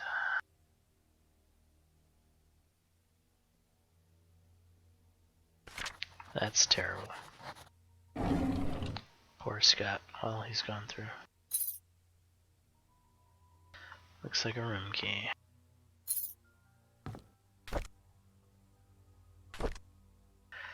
Yesterday, on hearing that Scott was apprehended for the murder of her mother, Trisha collapsed. The hospital called this morning to inform us that it was just a nervous breakdown. However, they suggested that she should stay there for another few days. Charles is asking me to stay by her side. It rained today. Trisha was always hated the rain. She stayed in bed, tucked under the blanket, nearly the entire day. Here and there, she muttered Scott's name out loud. She cried herself to sleep a few times. It pains me to see her like this. Charles visits Trisha almost every day. Today he was quieter than usual. All of a sudden he told me that Vivian had been seeing another man, apparently a banker, for more than a year. He asked me if Vivian ever talked to me about it. I said I didn't know anything, but was sure that Vivian would never have done such a thing. Then I realized that Trisha was awake. I'm not sure if she heard our conversation. Sheriff Howard came today. He is asking me if I remember seeing anything suspicious the night Vivian died. I already told him everything I know. It's frustrating to be asked over and over about things that I just want to forget before he left. I asked if Scott could really be the killer. He said he's wondering the same thing. If Scott was not the killer, then who killed Vivian? Derek came by to see Trisha. I asked him how he was doing. He said that the medical expenses for Wanda were more than he expected. Wait, I thought this was Derek. Okay, so whose blue type is this? This isn't... Maybe this is Mary? Nah. Anyway, Derek came by to see Trisha. I asked him how he was doing. He said that the medical expenses for Wanda were more than he expected. Even with Charles' help, he'd be forced to use up most of his savings. He's currently searching for a second job. He asked me if there was a future for him traveling with Charles. Traveling with Charles made him see some of the rather ugly side of the world. His mother is hospitalized with terminal cancer, and seeing his best friend, Trisha, like this pains him. I didn't know what to tell him. Before he left, he leaned close to her and whispered, "Would it have been better if Scott just never showed up? Would you have chosen me?" I wish that I never heard that.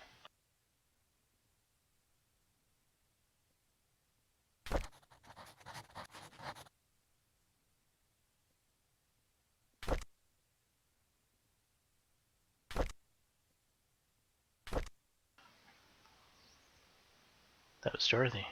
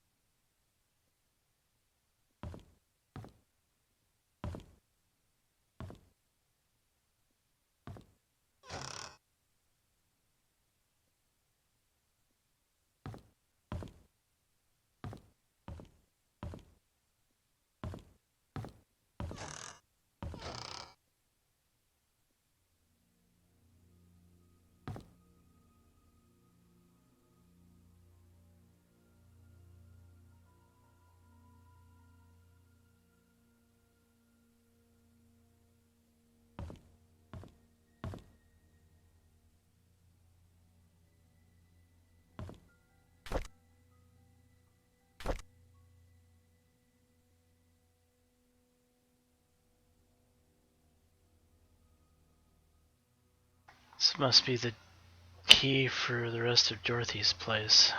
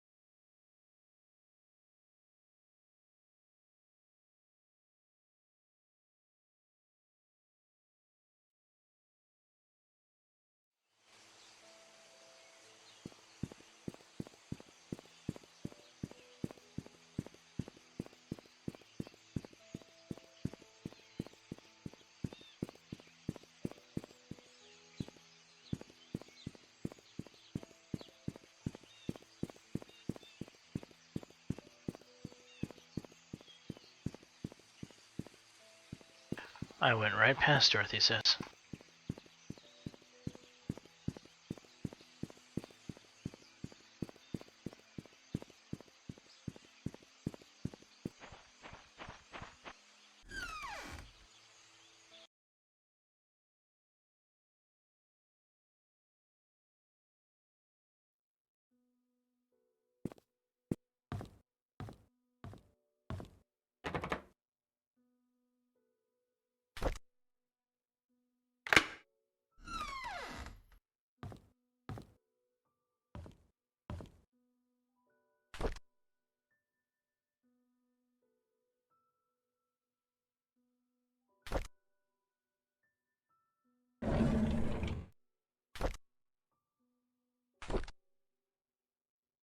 Scott was released from prison this morning. Matthew went to pick him up.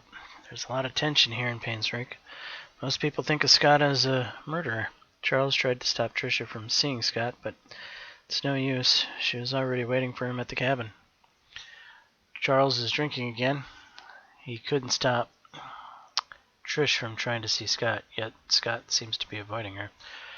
Trish should not have been discharged from the hospital at this point. She still needs help and rehabilitation. Derek and Scott fought at the market today. Derek asked Scott why he's avoiding Tricia. Scott didn't say anything. He just walked away. Derek told him not to come back anymore. It's sad to see what's happened to them now. They used to be such good friends. Oh my god. Scott was killed. Tricia's been going crazy ever since Scott died. She sometimes screams in the middle of the night. Here and there, she'll ask us why Scott hasn't visited her for a while. No one seems to know how to answer without agitating her condition. Tricia's finally being admitted to the hospital for another mental breakdown. Charles doesn't know what to do. I've asked for his permission to take care of Tricia at the hospital until she recovers. I think Charles appreciates my help.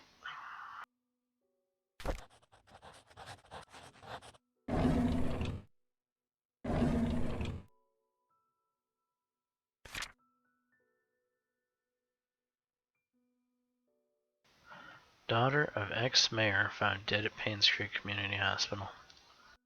Tricia Roberts falls 40 feet from rooftop, lands on head and dies. It was her that jumped off the roof. Yesterday morning, the body of Tricia Roberts was found on the grounds of Paincreek Community Hospital. She was pronounced dead at 7:20 a.m. According to Miss Thompson, she was starting her morning shift, when she heard some sound near the reception area. She went out to find Tricia laying motionless. Blood was flowing out from her head. She quickly called for Dr. Bennett, the attending physician for the day's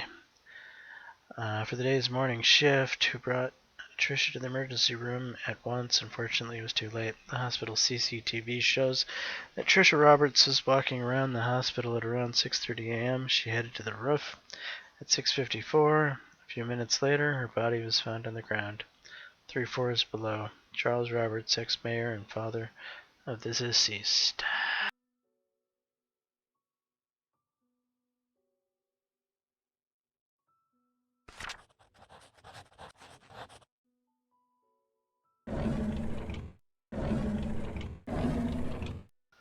And everyone's dying.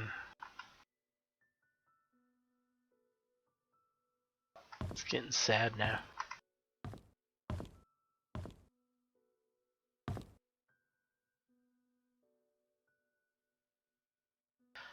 Oh, Sophia's box.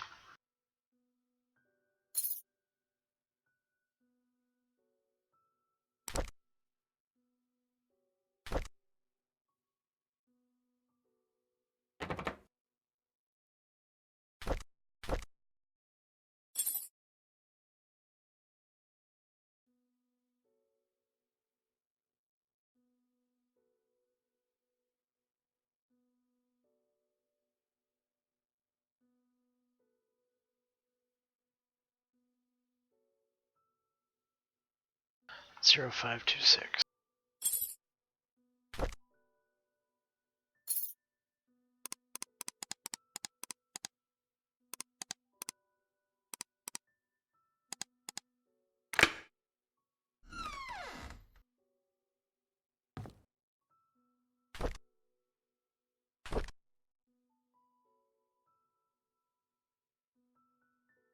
I know some people don't like me. Wanda always picks on me, and Bernard ignores me most of the time. Andrew, well, he's okay as long as I'm not in his garden. Dorothy cares a lot for me, though. I like her. Tom, our security guard, treats me with respect even though I'm just a housemaid. Vivian and Charles are kind to me. Oh, and Matthew, too. I almost forgot about him. He's been taking care of me forever, certainly as long as I can remember. I'm a lucky girl. Matthew talks to me whenever he has time. Sometimes I feel he's trying to escape his chores at the church. We'll talk about everything under the sun, our hopes, dreams, futures. It reminds me of our days at the orphanage. Landing a job here as a maid was the best thing that could have happened to me. However, I never imagined I would be having an affair with a married man, let alone my employer. Now I'm carrying his child. How do I face Matthew? I received a letter from Matthew today saying that he'll be extending his stay in Indonesia for 6 more months. That's always been him. He's always had a noble heart, wanting to help people everywhere. I miss him, but I'm glad he decided to extend his stay there. It gives me time to prepare how I'll explain my situation to him. I don't know how he'll take it, if he just hears the truth blurted out once he gets back. I received a telegram this morning from Matthew wishing me a happy birthday. He told me he had a special birthday present prepared for me. All I need to do is find the clues that he placed in our favorite places. He's waiting for my telegram after I solved the puzzle. I've actually solved it already, but I don't know what to say to him. What should I do? My baby was born today at 8:20 a.m. and it's a boy. He looks just like Charles. Dorothy's taking good care of us. She prepares the food and attends my needs. I almost feel like I'm her boss. Charles visiting me all the time, asking if we need anything else. I told him he didn't have to come so often, to instead focus on work. As a mayor, he must have a lot of things on his mind. Charles told me today that his mother, Magdalene, will be arriving in 2 weeks. She knows about our relationship. I feel nervous because she's a strict woman. At the same time, I'm happy because she told Charles to take responsibility for me and my son. Soon I won't have to be a maid anymore. Charles has decided to name our child Vincent Roberts. I like that name.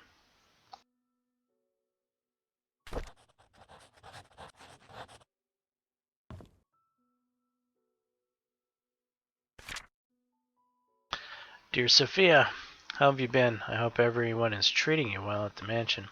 It's been 6 months since my missionary work started here in Indonesia. Life here is hard but meaningful. I thought my life at the orphanage was miserable, but after coming here, I realized I'm blessed more than I could ever imagine. I'm supposed to be back in 1 week's time, but I recently decided that I'll be extending my stay here for another 6 months. I haven't received any letters from you for a while now. I hope you're doing well. Remember the time when we were at the orphanage? You said that you don't want to be poor anymore? I think God heard your call and brought you to Paincreek. Charles and Vivian told me they were glad I introduced you to them. They said you were a hard-working person with a kind heart, and that us being related was not the reason they hired you. You got the job on your own merit.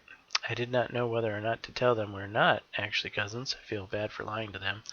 I guess I'll have to tell them the truth someday. Having said that, I'm glad that you are in Paincreek. We can talk and meet any time, just like the good old days at the orphanage. I'll do my best here. I hope you can wait for me. Best regards, Matthew Brooks. P.S. I've prepared a special present for your birthday. Wait for my telegram that day.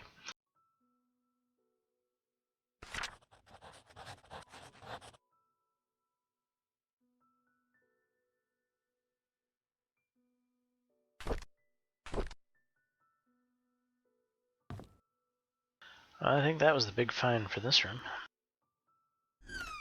Though I shouldn't finish checking it.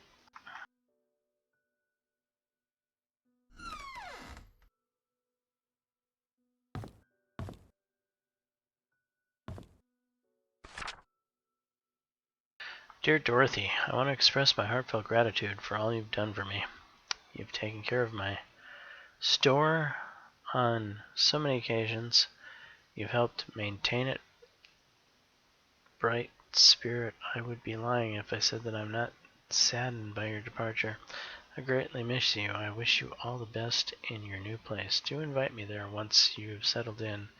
May God be with you. Best regards, Oliver Gibson.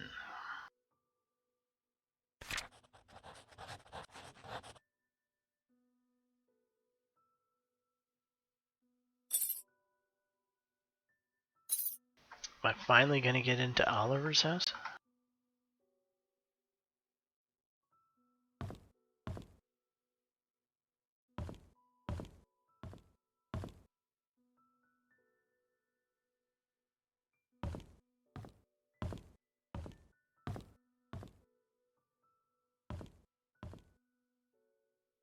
Dorothy's room here was a definite treasure trove.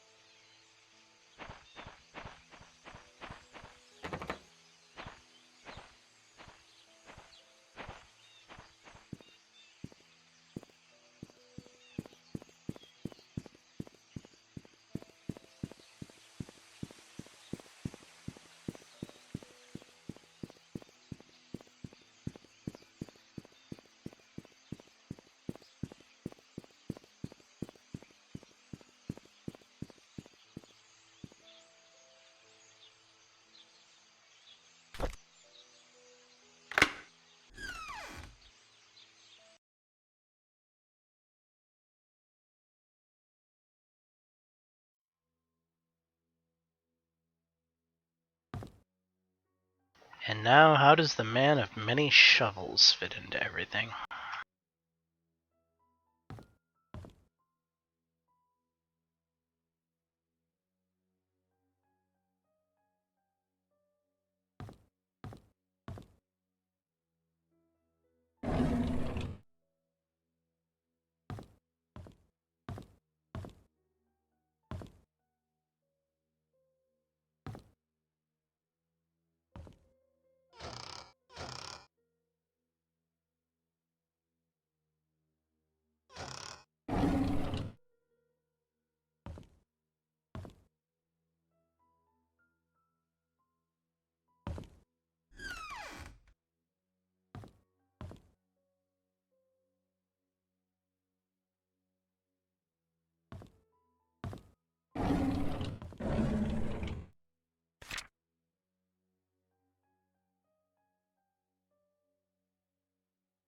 Dear Mr. Oliver Gibson, we regret to hear that Father Matthew will not be joining any part of the annual religious gathering event from July 18th till the 23rd in South York. We received Father Matthew's memo yesterday stating that he was not feeling well. I assume he has also informed you about this last-minute change. Please send him our regards. We wish him a swift recovery so he may serve the people of Paincreek soon. Sincerely, Reverend Todd McDermott.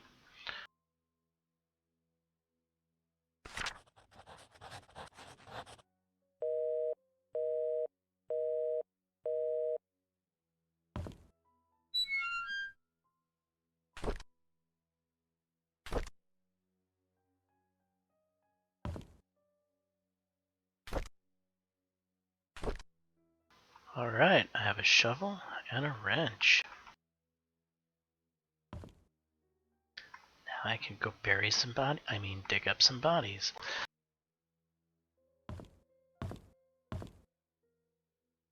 I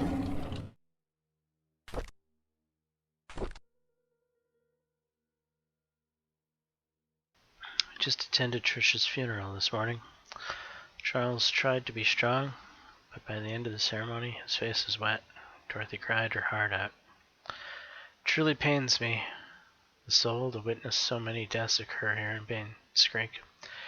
Every one of those deaths was of a person I knew, and some were very close to me. Among them, Vivian's death shocked me the most. Despite what the media said, I will not for ever, even a moment, believe that Scott killed her. It just doesn't make sense to me. Trissa's death hurt the most probably because I spent the last few years mentoring her. She was smart, kind, and very talented.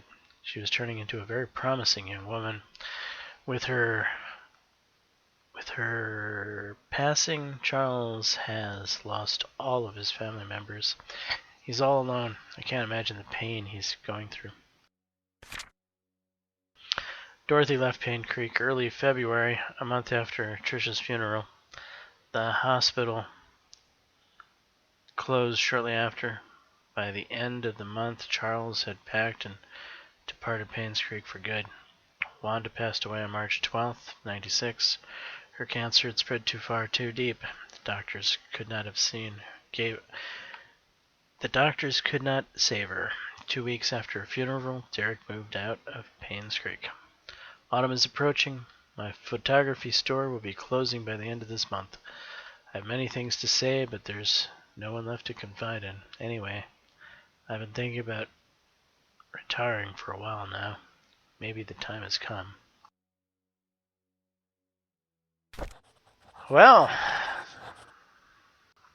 the man with many shovels certainly didn't confess to doing any crimes.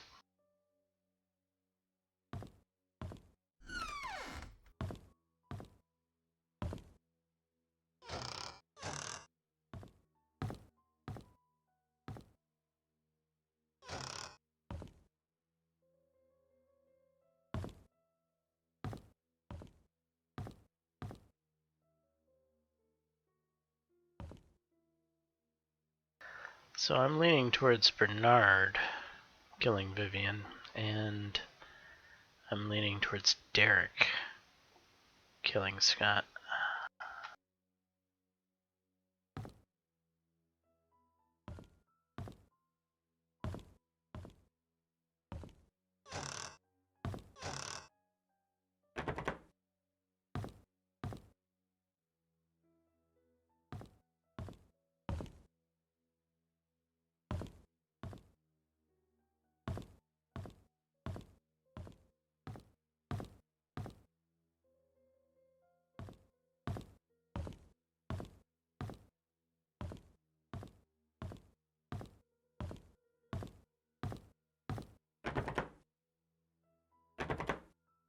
It's locked? Why is it locked?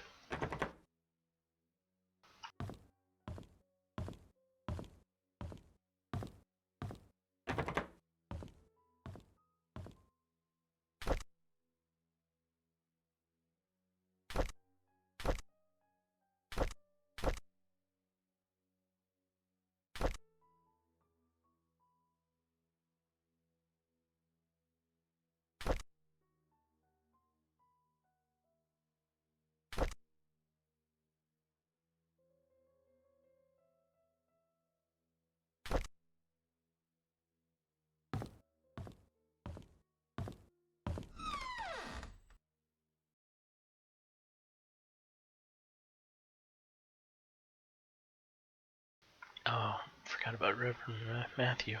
He should be in the suspect list too.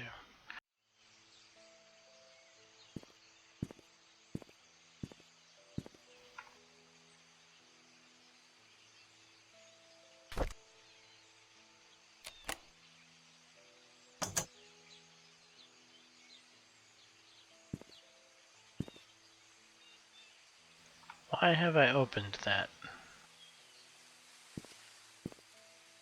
Because it was there and I could do it, but I have no idea why I just did it.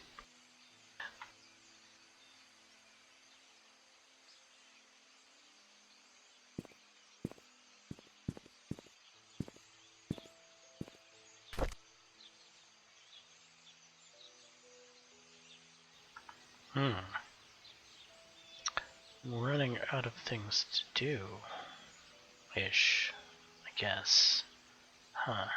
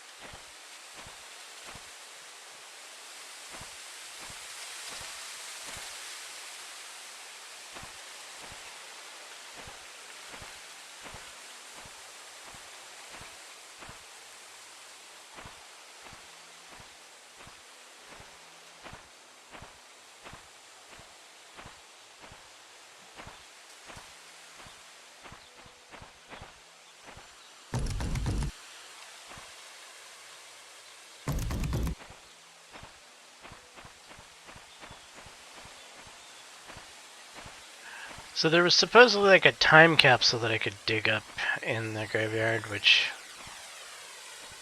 I guess is not happening.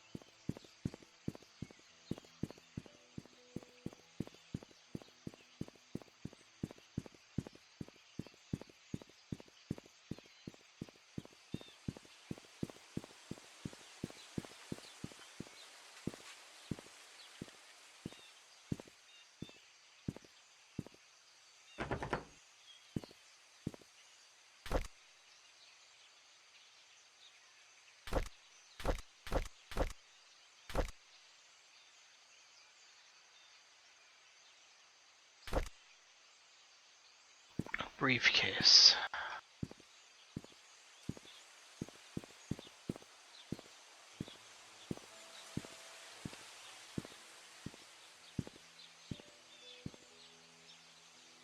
Briefcase, briefcase, briefcase.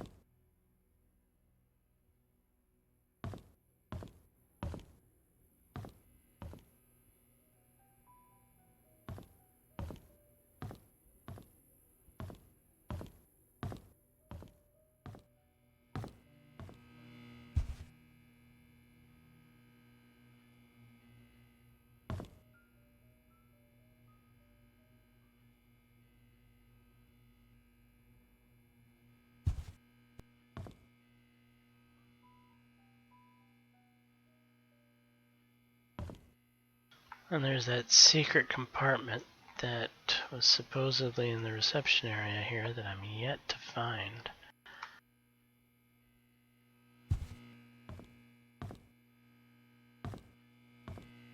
Well, I feel like I've reached another dead end, and rather than bang my head against the wall for an extended period of time right now, it's probably a good time to end the episode. Anyway, I'm James Johnson, aka Sulfurblade. Hopefully you're enjoying the content. If so, please leave a like and subscribe. And until the next time, all, peace.